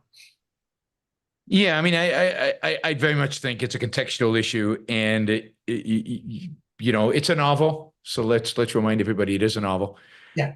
It's a dramatization of a particular point she's making, and that Francisco believes what Dagny is saying is not only contradicts her own philosophy, contradicts their own, everything she stands for. And it's a slap as a wake up. It's a slap as a kind of metaphysical reality, shape up here. What are you talking about? And would you do that in real life in the right context? I mean, you obviously wouldn't do it. I mean, there's a relationship here. You can't divorce the slap from the fact that Dagny and Francisco have a relationship. They're doing this within a particular context. Would Francisco just slap Dagny? Of course not. There's a particular meaning to the slap, and it only gains that meaning because of the particular context and history that Dagny and Francisco have. So you don't go slapping around everybody who you disagree with. That I don't think that's the lesson of the no right to do that. There's no free speech, or and it's not a free speech issue. That's part of it. It has nothing to do with free speech. Yeah. Daniel asked, favorite Supreme Court justice of all time and favorite now? Probably Stephen Field of all time. He was in court in the late 19th century. He issued a fabulous dissent in the slaughterhouse cases, which goes to the application of the 14th Amendment to economic liberty.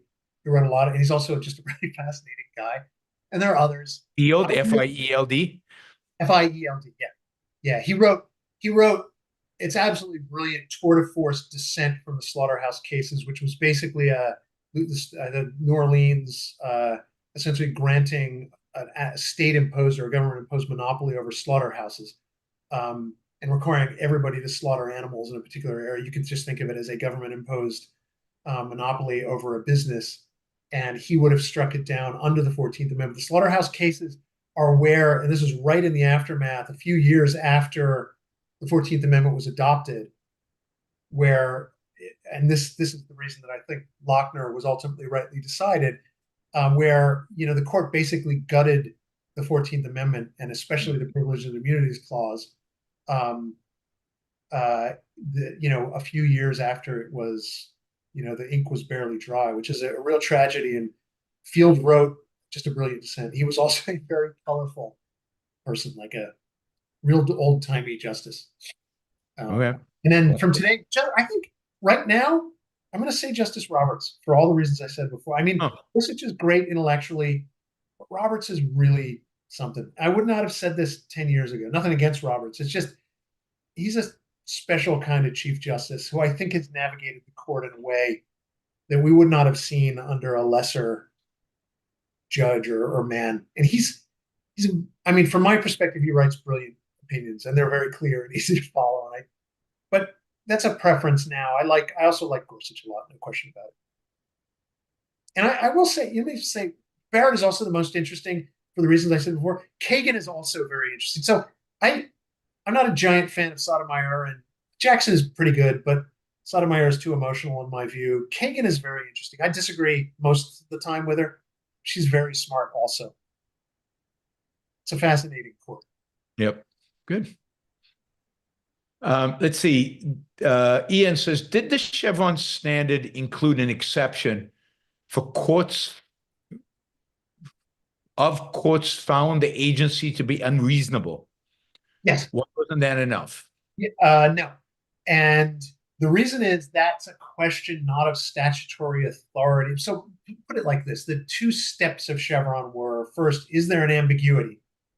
And if there's an ambiguity in law, as long as the agency, quote, acts reasonably, they're allowed to do it. That is still turning over decisional authority or interpretive authority from a court to an agency. It doesn't matter if the agency acts reasonably. The question is, did the agency act consistent with the statute? Now, it could be that the court's ultimate conclusion is Congress gave a measure of discretion or latitude to the agency. And if that's explicit and that's the right interpretation of the statute, then reasonableness will come in. But that's a question of what the law says.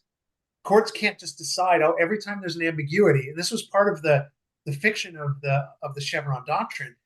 What the court justified it by saying, anytime there's an ambiguity, we're going to read that as an implicit delegation by Congress to the agency. Well, where the hell's that come from? If Congress wants to delegate authority, delegate the goddamn authority. Say the agency has the authority to make these decisions within these parameters. Yep.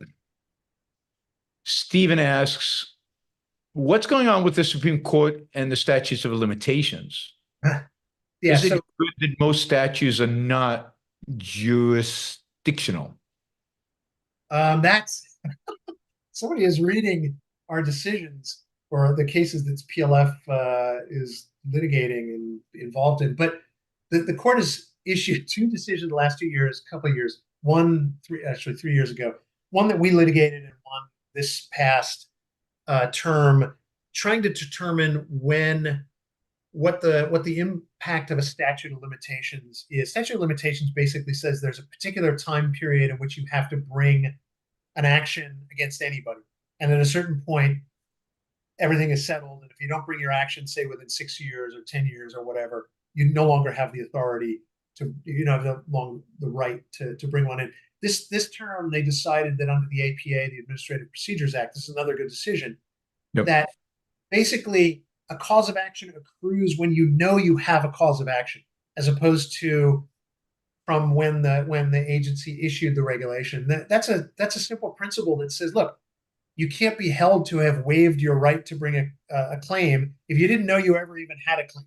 So when you're injured, that's when the clock starts ticking, not just when the law was passed. That's basic, fairness, sensible.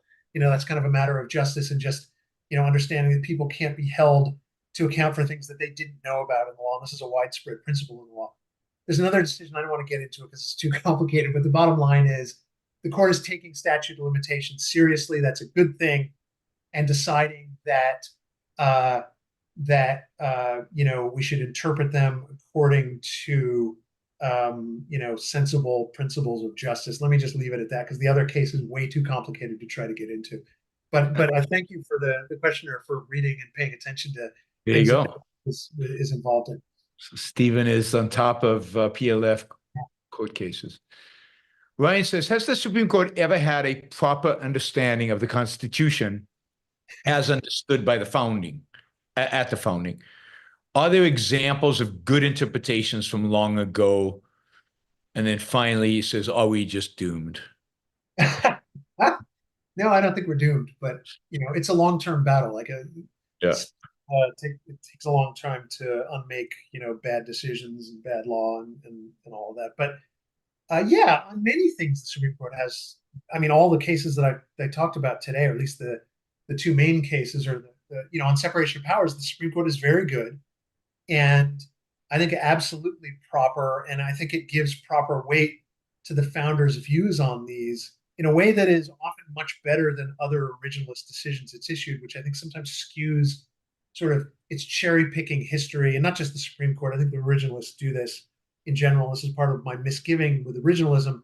I'll be considered a heretic in my field by many of my colleagues for not being full on board with originalism, but leaving that aside. And in other ways, appropriately not tied to the founders' views. So the founders didn't have well-developed views on free speech, and I think the views of the court are way better than the founders in many ways. They didn't spend a lot of time thinking about what free speech meant. If you consider the Alien and Sedition Acts, it's weird that right after the Constitution was ratified, you had Jefferson, and Adams. I forget exactly who was on which. What Jefferson was using the law, but opposed to it originally, and Adams passed it. I think, or this was just flat out censorship of your political enemies, and that's wacky. I'm not saying that informed their view of what the First Amendment meant, but still, the First Amendment free speech law is way, way, way better than it was at the time of the founders. And I think even if there are a lot of historical analysis that say the founders would not have gone as far as we did. I'm skeptical of those, but you can't we can't decide important principles just by looking back and asking ourselves, what did the founders think? for a lot of reasons, not the least of which they didn't think through all of this stuff. They didn't know. They didn't have. Yeah. I don't think the founders had a firm conception of what the commerce power was. It's taken a whole career to come around to this reluctantly, but I just don't think they had a clear view of what the commerce power really was. They didn't know how expansively it could be interpreted, but I don't even think they had a clear view of precisely the contours of it. I think their view basically was the state shouldn't have this power. We got to give it to the feds. Beyond that, I don't know. You know, commerce is something and Congress gets to regulate it and figure it out in the future. Yeah. So, Yeah, I mean, the big challenge is that I don't know that anybody now or then had a proper conception of individual rights. I mean, that's yes. the fundamental problem. Yeah. And it seems that today very few people see the connection between the Constitution and Declaration. Yes. Yeah, and that's the key. Because I should hasten to point out, Ankar would be mad at me if I didn't point this out, or others would, you would. But I mean, the Declaration it distills the radical Enlightenment philosophy of the founders as applied to government. And they were brilliant, in some ways geniuses, politically. I mean, they were the first and only political scientists in world history, in my view. I don't think the term applies to anybody living today, or at least very few people, in the sense that they really thought hard about the Declaration and what government should be, and then in leading up to the Constitution, you know, the science of constitutionalism. And there is necessarily a connection between the view of the founding as expressed by the Declaration and the Constitution. They should be viewed in concert, and nobody today understands just how radical their worldview was. I mean, including the pursuit of happiness in the Declaration is it's an astounding insight, and just the way they talked about what government's purpose was. It was genius, and it's unfortunate that courts don't take that seriously today. But all of that said, it doesn't mean that they had a radical view of political philosophy and as it applied to law, and it was appropriately radical, good, and very individualistic and very individual rights based. But again, they couldn't decide everything, and they couldn't figure out exactly how the Constitution would be interpreted. So related to that, Nathan asks, why weren't the founders more explicit in protecting property rights? How do today's court think about or regard property rights? On the first question, that's a good one. I don't know. What I would speculate is that on property and economic issues, economic rights, they saw it as just a difficult area, given that government would intersect with property on so many ways, just sort of declaring that government can't impede or in any way, trench on or affect property rights. Just would have seemed to them just too difficult a principle to include in the Constitution. And instead, what they said was the Fifth Amendment, right? So if government takes property, people have to be compensated for it. That was my guess. And again, I don't know a ton about the history of the takings clause. Somebody like Ilya Soman would, because he's an expert on this. But my sense is that was kind of a compromise, or at least they recognize that at the very least we have to force the government to pay people. And that should apply appropriately not only to explicit takings, when the government actually confiscates your property, but to regulatory takings, when it lessens the value of your property through regulation. And that's an issue for among others, we at PLF to flesh out, but it's one of the main cornerstones of what we do. I forget the second part of the question. How does today's court think about or regard? They take it very seriously, and PLF has won a lot of cases, and I think we're the leading leaders on this issue, on takings issues. We've won a number of cases in recent years that illustrate that the court takes at least the takings clause very seriously, in a good way. But there's no conception of separation of state from economics. I mean, because it's not in the Constitution, and therefore it's not in the legal framework. Yeah, not only is there no conception of it, but it's the opposite. There's a bad conception of it. They actually think state and economics have to be connected. So, for example, Lochner, something that says contract law is immutable. I mean that. Yeah. No, I mean, bottom line, the Supreme Court's view of that is if Congress wants to abrogate contract law, property rights, it can do so, except, as explicitly reserved or taken away from, reserved in the takings clause. So it's sort of a reversal of the original plan of the Constitution was very limited powers and maximum individual rights. We basically flipped that on its head. I wonder, I don't know. I don't know if anybody ever sued over Obama's bailout of the auto industry, where basically contracts were just I don't superseded, they were undermined, and that was that was the whole issue with, who is it? I don't forget, but that was the issue of Chrysler. Wasn't Chrysler's bonds and destroying the value of the bonds? I think it was GM. I think it was GM, but yeah, it was. Yeah. They destroyed the value of the bonds. They basically, the executive branch rearranged the ownership structure of GM. And people suffered economic losses. Nobody was compensated, and everything just went on, and everybody's forgotten about that. But it was a massive violation of property rights. And that's what prompted Cliff Asness to write that scathing letter, the open letter. I forget. I don't know if it was published somewhere, but he wrote an open letter condemning the Obama administration. It's a brilliant piece of work and worth reading. He's a financier. Yeah, he's a really smart guy. He's a character, but a really smart character. Let's see. Frank says, how can the court decision making G.W. Bush the president be 5-4? I never liked that. Something this serious should have been stronger, like 7-2 or unanimous. Not other. Is it this is the HS. I think this is. Yeah, I think this is Bush v. Gore. And so is the question, why wasn't it more? I thought it was 7-2. I can't remember what it was. I'm pretty sure it was because I'm almost sure it was 7-2 in favor. Okay. And it was that they had different rationales. Scalia had a different rationale. He based it on the time, place, and manner clause, I think.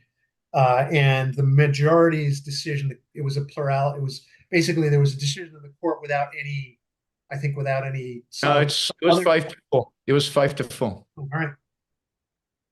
I thought it was decided in 7-2 in Florida.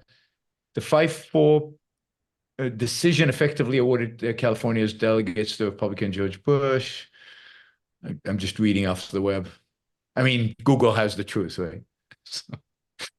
I will say this. I think it was a clearer, easier case than 5-4 would have determined, and it was pretty straightforward. Although I always bought it was a constitutional rationale under Article 1, I think, or Article. I don't know if it's Article 1 but it's the time, place, and manner. There's something that was 7-2. So there's something 7-2. What's that? The rationale was 7-2. What they said was it was vote dilution. If we allow, I forget the exact. This has always been a fuzzy. I've never really bought this argument, but if you dilute the votes if you count certain votes as more meaningful than others, it dilutes everybody's votes, and that's an equal protection problem. The better argument, in my view, was under the provision of the Constitution that allows the states to determine the time, place, and manner of elections and to certify results. And what's her name in Florida? The Secretary of State certified the results. She had certified the results. That should have ended the decision right there. Scalia issued a concurrence that basically was. So the Scalia decision is the right one, if I'm remembering correctly. This is 24 years ago now. Yeah. So it looks like there were two decisions: one 7-2, one 5-4. Yes. Two aspects of this. Right. Yep. Okay. Yeah, but the reality is, it's decided by whatever majority is decided. It's not. There's no super majorities in the Supreme Court for anything, I don't think. No. And you could argue that the abortion law is more consequential than whether Bush or Gore was president. Absolutely. Some of the most consequential decisions are 5-4. Yeah, I mean, Citizens United was 5-4, so it doesn't mean anything. Yep. I mean, placing that as one of the most important decisions ever places the role of the importance of presidency way too. Daniel asks, could Trump pack the court with sycophants? Yes. I mean, the strict answer to that is, I mean, well, put it this, like, he's not going to, because unless, I mean, I guess if he had both houses of Congress, I mean, sycophants, yeah, he could appoint, I mean, depending on if there have to be positions open. Pack the court, if you mean it, pack it in the way that, the Democrats have been talking about and the way FDR proposed. No, I don't think he can do that. I mean, a president can try to do it, and the notion that, but I guess it would take an act of Congress, I think, but I don't think they can get away with that. I think that would be a pretty clear violation of the Constitution. But if what they mean is appoint justices who are sycophants, yes, with the Senate's confirmation. I don't think that's going to happen. I should emphasize that. I don't think they would get through the process, and there would be public uproar in the same way there was when Bush tried to appoint Harriet Miers. Remember that, the short-lived Harriet Miers? No. Instead of, who was it? Oh man, who was the judge? I forget now who was it was replacing, but it was Alito. It was Alito, right? It was before Alito came, I think. Yes. Anyway, Harriet Miers was like his counsel, his lawyer. Okay. He was like legal head of the White House counsel's office, I think. She's a longtime friend of. He's a good lawyer, I'm sure, but not a legal heavyweight by any means. And like, my understanding of it was sort of, hey, there's an opening on the Supreme Court. Harriet, do you want this job? Yeah, okay. And so he appointed her in the way that George Bush was wont to make decisions. And the whole, like, everybody in the world said, "Are you crazy? She's nice and everything, but she's not really an intellectual heavyweight. Appoint somebody smart." I agree with you. I wonder if we live in the same world as we did 20 years ago. That is an excellent Bush. I mean, particularly now that Trump is a hero. Yes. I mean, yes. So he could do it. I don't like it's. I'll actually be. I mean, the better independent thinkers in Congress seem to be leaving, and and I'll be even more dire. I don't even think you have to compare it to 20 years ago, or at least hypothetically, one could say even last Trump presidency. What happened there? I mean, it was basically a lot of very smart lawyers in the country, Leonard Leo and others, who are appropriately know what they're doing, and many others doing what happens anytime presidents appoint judges, which is they consult legal experts and they ask for short lists of really smart judges out there. And Trump deferred to all of them, thankfully, right? We got real judges. Whether you don't like the appointments or not, they're real judges, and they're very smart. Yeah, we could get something different next time. I'm not sure this Trump term is going to be similar to the previous term. Yeah. So I don't know. Jacob said, what is the most impactful case in the next 2 years? Some case that could be big and likely lean towards more freedom. I should have a ready answer to this, but I don't. Let me think about this. I mean, there are big issues going on in my world. There's, this greenhouse gas emissions rule that the SEC passed is potentially a big deal. That's basically the SEC assuming the authority to force everybody to disclose information that has nothing to do with the financial soundness of a company and to try to predict how climate change will affect them in like 100 years. It's totally bonkers. Which is insane and has no relevance to finance. Yeah. If the SEC can do that, it can become even more kind of overtly political. And that's the real trend now, is movement in the administrative agencies to just, doing purely ideological things, just to use their authority to bludgeon companies in a just overtly ideological way. And that's what we're seeing with in a lot of developments. We're seeing the same thing on the two issues that I talked about, environmentalism and DEI, or affirmative action. Those are consequential. There are lots of things percolating now that I think will be consequential. Is the court going to allow that to happen, or is it going to push back against it? Those are Is there a case with regards to the SEC? Is that already been? Yes, yeah. A number of people, including us, have challenged that. Same thing with some. Well, yeah, we're challenging an FCC, same sort of thing. The FCC requiring companies to disclose how many employees of every race they have on staff. Why this has anything to do with broadcast licensing is anyone's guess, but it's same kind of thing. The FTC's non-compete, the ban on non-compete clauses, again talking about dipping into overturning the province of state law. 46 states allow non-competes, but in the Lena Khan and her infinite wisdom and the other 3 other commissioners on the FTC have decided that non-compete clauses and contracts are quote anti-competitive. Again, another question whether they're going to be allowed to get away with that. So there's a lot of that sort of thing going on. That's very consequential. And then, as I talked about before, non-delegation is the big issue in separation of powers, and that's going to come to a head, I would say, in the next 5 years. So here we got the last question from Daniel. How reasonable is it to expect this court to rein in antitrust power? Zero. Zero, yeah. Well, put it this way.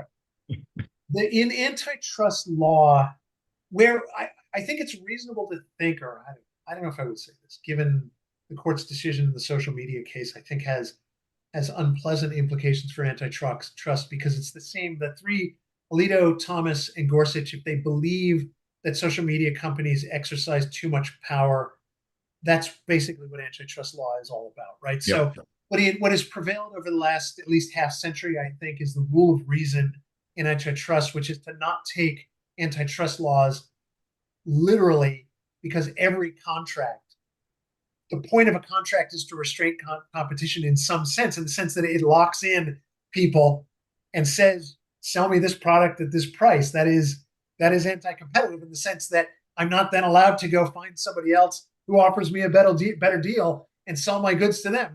And early on in the history of antitrust, there were judges and justices who thought, yeah, we're just going to take it literally, and all contracts, are overturned or violation of the antitrust laws. That gave rise to the rule of reason, which is a more reasonable approach to it that says, look, it has to be unreasonable restraint on trade. You could see a development in the future under the Trump administration, the populists in Trump saying we're going to use antitrust laws to, go back, stick it to the left or stick it to the social media companies. And there's some argument that the Supreme Court could back off on the rule of reason. But I mean, I don't see that happening because it would take a lot of time, but it could happen. I would say it's more like 10 years out, but 10 years out, yeah. It's hard to judge these things. But it's not going to get better. It's not going to get better than the status quo where it is now. Sadly, that's true. The status quo is pretty bad with Lena Khan's administration, but it's not. But Republicans really, on her side right now. Yeah, and there's two agencies, so to speak, that enforce antitrust laws. One is the DOJ. When they bring affirmative actions, they sue. The other is the FTC. FTC, I mean, I don't know, under Lena Khan, it's very activist, so to speak. They take a very broad view. DOJ, my sense is DOJ is not as horrible as Lena Khan would want, but I don't really know a whole lot about antitrust. So I don't know. My hope is that under Trump, they lay off, but you can't guess what's going to happen with Trump. It's just not possible. No, and again, Vance has been a huge Lena Khan supporter. Yes, that's right. That's trouble. I didn't know that. And I don't know a ton about JD Vance, but yes, that's very bad. And that's the direction. He's about the worst person Trump could have chosen. And because he's super smart. I mean, off the chart smart. He did his undergrad in 2 years. Law, Yale Law School, Yale Law Review, like all presidents, I guess, Yale Law School. He's super smart. Will say anything for power. He's super ambitious and a real statist. A real statist. There's a guy in Congress that is very similar to that. He's a Roberts clerk. What's his name? Josh Hawley. Josh Hawley. Same kind of person. I consider Josh the most dangerous man in America. He just spoke last week. At the National Conservative Conference, and basically he came out and said, yeah, this might sound like I'm advocating for Christian nationalism. Yeah, I'm advocating for Christian nationalism. You know? Yeah. I mean, he's a theology scholar. I mean, he's an Augustine. He loves Augustine. And His he's whole talk at the National Conservative thing was about Augustine. yeah. He's an Augustinian, and it doesn't get much worse in Christianity than Augustine. So the Republicans are not moving in a good direction. So, Yeah. No, and Vance and him are very close. So it's the two of them. That's the wing of the party from which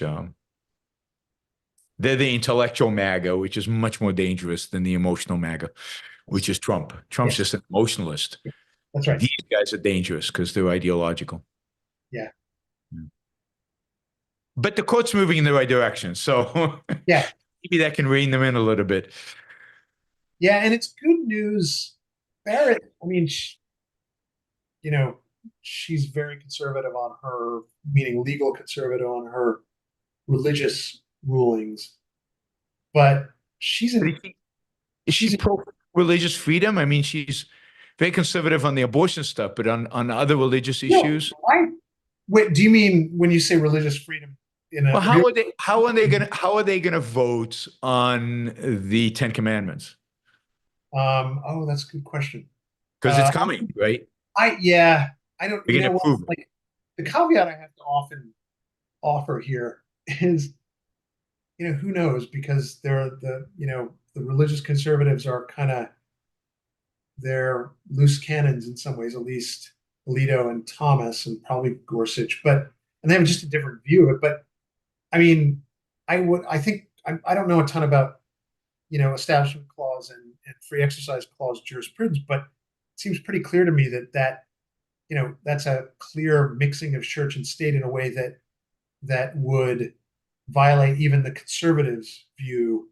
So we've got two states now requiring it in public schools, Kentucky and Louisiana, I think. So it's but I mean, the sort of revolution that has happened in that area is, it's the notion that the religion clauses don't separate church and state; they require neutrality with respect to religion. So we can have intermingling of church and state so long as the states treat all religions equally. And we have, I guess, the Quran and the whatever I don't know if there are Ten Commandments captures Jews and Christians together. Yeah, I know. That's right. So, and it's really neutrality between secular and religious perspectives. So that's the troubling part of it, because that runs headlong into the Establishment Clause. If the Establishment Clause singles out religion as particularly problematic to mix with government, so you can't say, well, it's really a neutrality principle. No, it's not. It's against religion in the sense that we don't want to mix religion and government, and that's what the founders thought.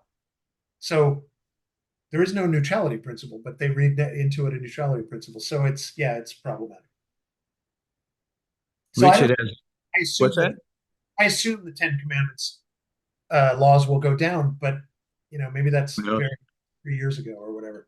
Yeah, I'm curious what Barrett would say about those. But they're coming. I mean, 3, 4, 5 years from now, they're going to be there. Maybe sooner. I don't know. And they'll both be in the 5th. Is that right? Because that's Louisiana and Kentucky. I thought it was Oklahoma. It's Oklahoma. That's right. It's Oklahoma. Oklahoma is the 10th. The 10th. Okay. The 5th and the 10th. If I'm right that it's Oklahoma. All right. So we have 2 additional questions. Richard asks, I believe zoning is unconstitutional on 14th Amendment Commerce Clause grounds. Do you agree? And do you know if there are any cases where those arguments are being made? Well, yes, I agree. Again, adverting back to my, take on the 14th Amendment and all of the complicated aspects of that. I mean, I don't like under a Lochner worldview. Yes. There are, so is the court gonna go in that direction? No. But zoning laws are subject to the takings clause, and the regulatory takings framework basically says any restrictions on property have to be judged based on, this is a very oversimplified take on it or explanation of it, but based on the economic effects of the regulation. So to what extent does a regulation diminish the value of a piece of property? And if it's, I forget what the precise standard is, mostly, a lot of the value, then there's a takings argument there, and the state has to pay you, and usually they don't want to pay you for the regulation. So PLF is, trying to push a better framework for judging regulatory takings. That would apply to all kinds of laws, zoning laws, among them. And there are cases out there in which purported zoning laws have been struck down. We just won a case this term, Sheets versus, I forget the town it was, that involved basically a kind of zoning law that assessed like $10,000 or $20,000 against people who wanted to build houses in order to pay for new roads, and it applied in a wacky way. And we won that case under the takings clause. So, or at least we won, the threshold question of whether it can be a taking. So, bottom line is the court is doing some good things, but it's narrow rulings. There is not going to be any decision that says zoning laws are unconstitutional. Jacob asks, has a judge ever had a major ideological shift during their term, or are they too old, set in their ways? Yeah, so that's kind of hard to judge, because, so I would say Stevens is a good example. He was a Ford appointee, supposed to be a conservative, more or less, or at least like a country club Republican, and pro-business, and he ended up tilting very left over time. Now, when I say he was supposed to be a country club Republican, I mean that in the sense of, what is a country club Republican? It's like somebody who doesn't, who thinks like a country club Republican would say, yeah, kidding, we need zoning laws to keep the riffraff out of my, and to keep all the icky businesses from making, destroying my views, et cetera. I'm not a favor of free market, capitalism. And that is basically what Stevens turned out to be. So what I tend to think happens is we see justices appointed, and a lot of people tout their credentials, and they just become more of what they actually were in the beginning. And if you really paid attention to what they thought, you'd understand, where they ended up. I mean, there might be other examples. I'm sure there are examples. I can't think of any, but Stevens is the Kennedy, one. I think, turned out to be more centrist than was expected, maybe. Yeah, but he's the same kind of thing. I would think of him as a Sacramento-based country club Republican. It's like they're wishy-washy. It's kind of like everything should be pragmatist. Anybody wishy-washy on the court right now? I think a lot of people would say Roberts is, but those are, and what about Kavanaugh? Kavanaugh, yeah, probably. If I had to pick one, I would say Kavanaugh is wishy-washy. But so far, his decisions haven't been wishy-washy. I would have sort of predicted him for no good reason, honestly. I didn't have good reasons for this, just sort of his character and, thinking about how he decided case on the DC circuit. And he just seems like more of a Kennedy-style pragmatist, but I think he's been pretty solid on. And, if anything, like conservatives would call him wishy-washy because he issued a concurrence in the Dobbs decision that said, well, we're overturning this, but now it goes to the states. And of course, some states can protect abortion and other states can't. And of course, what we see is states trying to criminalize people leaving in order to have abortions, and a real move in Congress to criminalize abortion. And, this notion that we could split the baby, no pun intended, but anyway, on that, as Kavanaugh tried to do, was wishy-washy. But, I think conservatives would say he should have been open to, outlawing abortion across the country. He tried to split the baby. You can characterize that as either way, I suppose. But Justin asks, I don't know if you know the answer to this. Does the UK have a constitution or equivalent? It doesn't have a constitution, but no, it is mostly. the Supreme Court doesn't. Sorry. And the Supreme Court doesn't have the role that the U.S. Supreme Court has. It does not. I don't know a ton about it, but I know that it has a mostly unwritten constitution. It's partially written, but I don't really understand what that means. I think that means that Parliament basically passed a number of provisions that are supposed to be constitutional in effect. I don't know enough about the system to know what There was a Bill of Rights from Yeah, 16 I think something, 88 or something, Yeah. and that's their pseudo constitution, but I it's think not that really. it's not really, yes. And this was part of the reason, by the way, that we got a written constitution, because the founders understood that the British approach to it, with parliamentary supremacy, with subject to some laws being overturned by the Supreme Judicial Court or whatever it is, England, was not sufficient. So we absolutely have to have a written constitution. Yeah, Israel's in the same position. It does not have a constitution. It's not clear what guides the Supreme Court. This is part of the big uproar before October 7th. Right. Jim asked, DI will implode in corporate America. How about in government? Will it fall apart there too? The whole DEI push. That's I saw something recently about this. I don't think it will implode. I don't think it will. I don't see why it would. In other words, appointing people based, I mean, it's in some places, but it really depends on how it's applied. But there is pushback. I forget where I saw this. Somewhere there's tremendous pushback by, maybe it's a business association or a state government association, on the equity part of DEI. They're fine with the diversity and the inclusion part, but not the equity part of whatever group it was people, like a group that everybody assumed was on board entirely, but now they're second guessing the equity part. No doubt, because what they realize that means is they have to appoint people or put people in positions based on whether they're competent, regardless of whether they're competent. So I see some pushback. I don't see why there would be pushback in government. I don't see any reason for it, but Well, I mean, the Trump administration supposedly would consciously try to reverse all that. Yeah. Yes, in that sense, if that's what we're talking about. But I took the question to mean, like, what he said was, well, it's imploding in business. Yeah. They're finding it unmanageable. Won't the same thing happen in government? I don't see why it would. There's no mechanism by which that happens. Yeah. There's actually a cool thing in Silicon Valley. They've come up with the MEI, Merit, Excellence, and Intelligence. Awesome. That's great. And a number of companies have explicitly adopted an MEI standard. That's great news, because my sense of Silicon Valley is that they do great things in the sense that they produce awesome stuff, and they're an engine of entrepreneurialism and production in all ways, to understand that, but really mealy-mouthed when it comes to issues like this. There's been a shift, I'd say, over the last 6 months. I mean, some of it has to do with the Palestine thing, but Google basically has shifted. You'd fired all the people that occupied the CEO's office. Oh, right. I saw that. Yeah. And after that, they basically issued this memo saying, we're really in business to make money. Let's stop this. And that's Google, which was probably the most PC of all of them. And then the MEI came out from one of the AI companies, one of the new AI companies.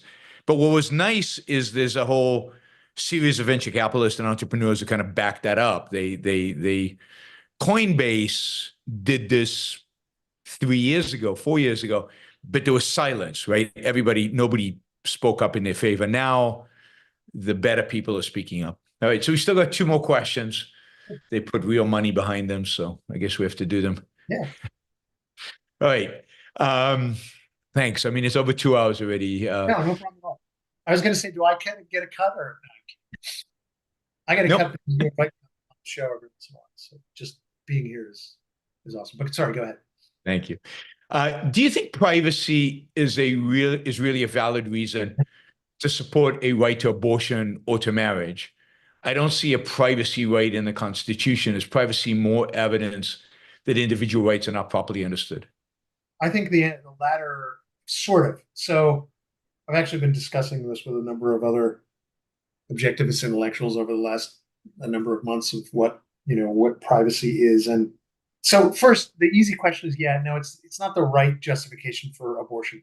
It was a convenient one, kind of manufactured. This is the whole penumbras and emanations part of Roe, where they sort of looked at a bunch of different provisions. The First Amendment, both association and speech, I think, or the Ninth Amendment, and I forget what else, like the Fourth Amendment, I think was actually in there. And they sort of divine this notion that there's privacy and privacy leads to autonomy, and that means bodily autonomy. Therefore, you have a right to abortion. It's a stupid, attenuated decision. They should have just said, this is in the nature of what it means to be a free individual with rights. And, under the Ninth Amendment, there's unenumerated liberty, and therefore, we can protect the right to abortion, because if you don't have bodily integrity, what do you have? I don't think they needed to do it that way. But in terms of, is it a sign? So I think privacy, put it this way, and this is where my current thinking is, it occupies conceptually the same role as liberty. Liberty is not, it's a right, but there's more fundamental, concrete, clear ways to express that. But privacy is a useful concept that marries a number of other concepts or real rights.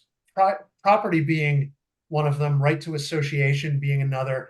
And then I think you can use it in a way to illustrate how law should operate to prevent certain kinds of incursions. And again, I'm being circular here, on your privacy. So strict property rights don't tell you, can I stand on my property and look through my neighbor's window and record them? It's like, you don't obviously get to that just with property rights. I think you have to have a broader conception of how property rights operate and the kinds of things that people are prevented from doing that sort of trench on your personal space. And there's a ton to talk about. The reference I made earlier to discussions with a number of objectivist intellectuals was over the course of like 6 months to a year, where we talked about a lot. But so I would put it like this: I think it's a legitimate concept, but I don't think there's not a strict single right to privacy, if that makes sense. But I'm interested in what you think about that, Yaron. You would have enjoyed these discussions, I think. I wasn't involved in that year-long discussion, but it's that makes sense to me. There's only one right. Yeah. As there's the right to life, and everything else is really just a concretization in a sense, or derivative of what that right to life. And it certainly strikes me as, I have a right to my private space, which is not, as you said, if somebody's photographing me, they're not really violating my property rights. My image, do I have a right to my image on somebody else's camera? So there has to be something else. And privacy does seem that it captures some of that. Is my data mine? They have a property right to my data, but you could argue it is a privacy issue, like my medical data.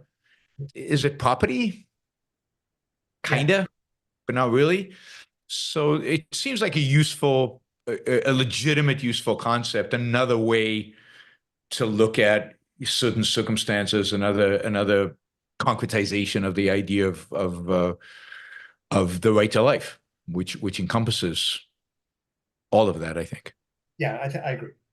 That's my take. But the real problem is, the problem that we live with is there's no concept of rights. There's a vague notion, and this is why I had hope for Thomas years ago, because he used individual rights. He was the only justice who actually talked about it and had some conception maybe of natural rights, but at least something. And it seems like that's gone, both from his writings and from the others. And that's kind of sad. Yeah. All right, Richard, what do you think is the future of the Federalist Society, fellow travelers? Do you think national conservatives will gain influence? Those who believe the 14th Amendment created a right to be born and strike down any laws allowing abortion. I encountered someone in law school. So Richard's in law school, or was in law school. He's graduated.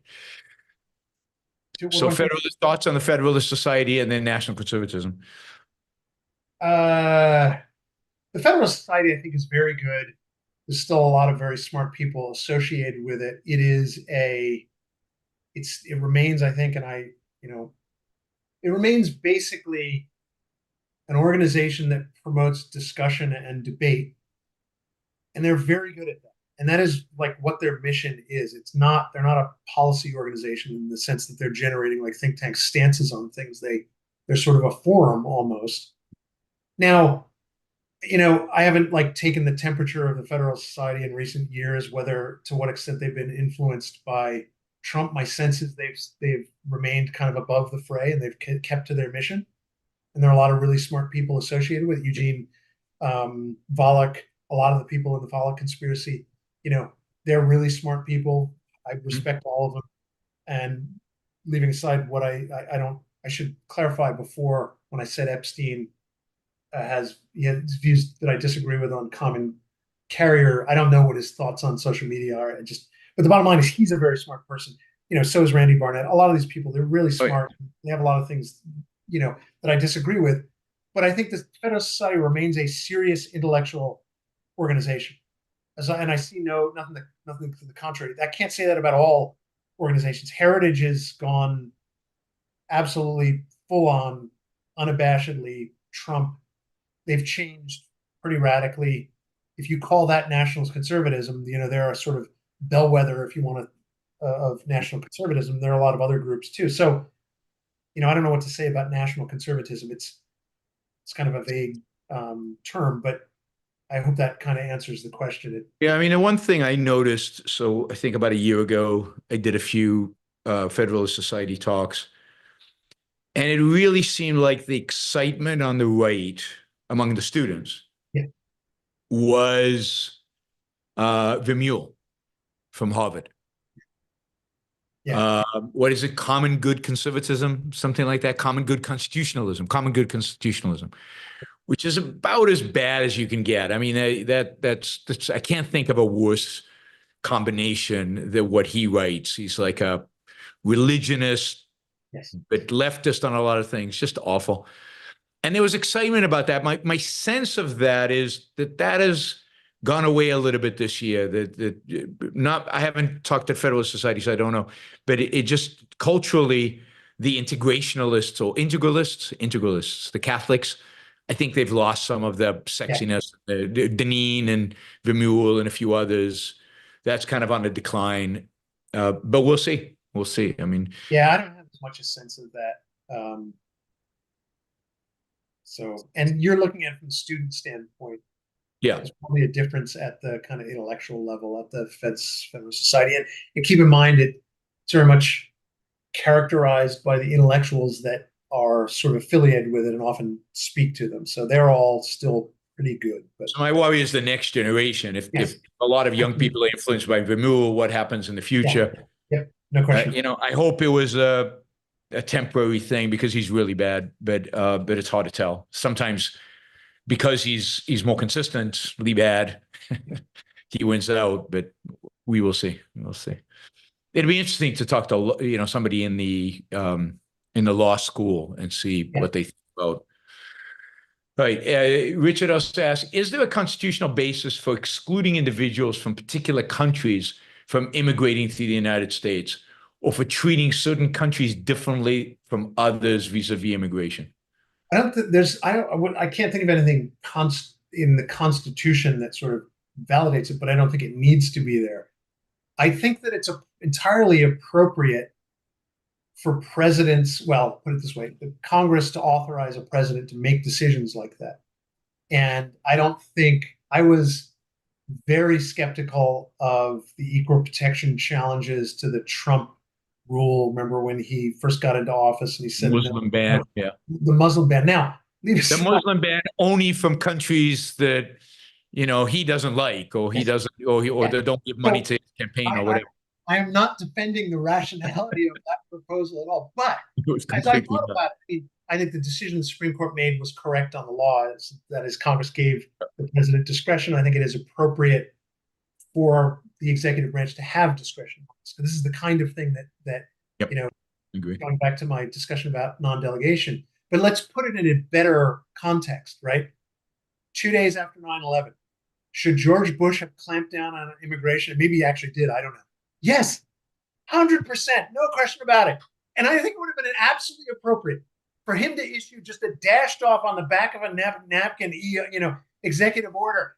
Anybody from a Muslim country can't come to America because I don't know how else to make this decision right now. I got stuff to do. Bam. Yep. Sorry, not coming to America. Oh my God, well, you know what? That there's a correlation here between, Islam. I wish. That absolutely has to be appropriate. Yeah. Yeah, I mean, yeah. Instead, he allowed all the Saudis to leave, and more could come in, right? So no, I mean, they did exact opposite of that. But yes, I mean, Bush should have done it, and Trump, if he wanted to do a Muslim ban, needed to do a Muslim ban. The problem with that was that they excluded Saudi Arabia. 15 of the terrorists was from Saudi Arabia, so you can't even argue it's a national security issue. It was just yeah, pure politics, pragmatic politics. Apollo asked, the use of AI by government authorities, any constitutional issue there? I can't think of anything, but no. And I'm not super up on AI. I'm not afraid of it in the way that everybody seems to be afraid of it. I don't think we're, looking at the robot takeover or anything like that for all kinds of reasons. You need to watch Terminator movies again, obviously. I know. And I just don't think there's any issue about government's use of it any more than I think there would be an issue about private party use of it and private companies. It's all a matter of what they're doing. Like if the government basically said, we're going to allow AI to determine who are likely criminals, and then we're going to go and arrest them all. Yeah, that's a problem, but it's not a problem with AI, strictly speaking. It's a problem with how it would also be bad for the government to round up the usual suspects and throw them all in jail. But that's like an age-old problem. That's not an AI tech problem. Yeah. This has been great. Thanks, Steve. No, this has been fun. Really appreciate it. Thank you, guys. And let's see. What do I have to announce? We'll be on tomorrow. Usual time, usual place. A lot of JD Vance tomorrow, I have a feeling. I'm going to be spending the morning reading up on JD Vance. I think I know everything I need to know, but well, I'll watch the show so I can learn about it because I don't know much about it. Sounds good. Thank you. Right. Yeah, thank you. Good to see you. All the best with everything at PLF. Thanks. You too. Great work.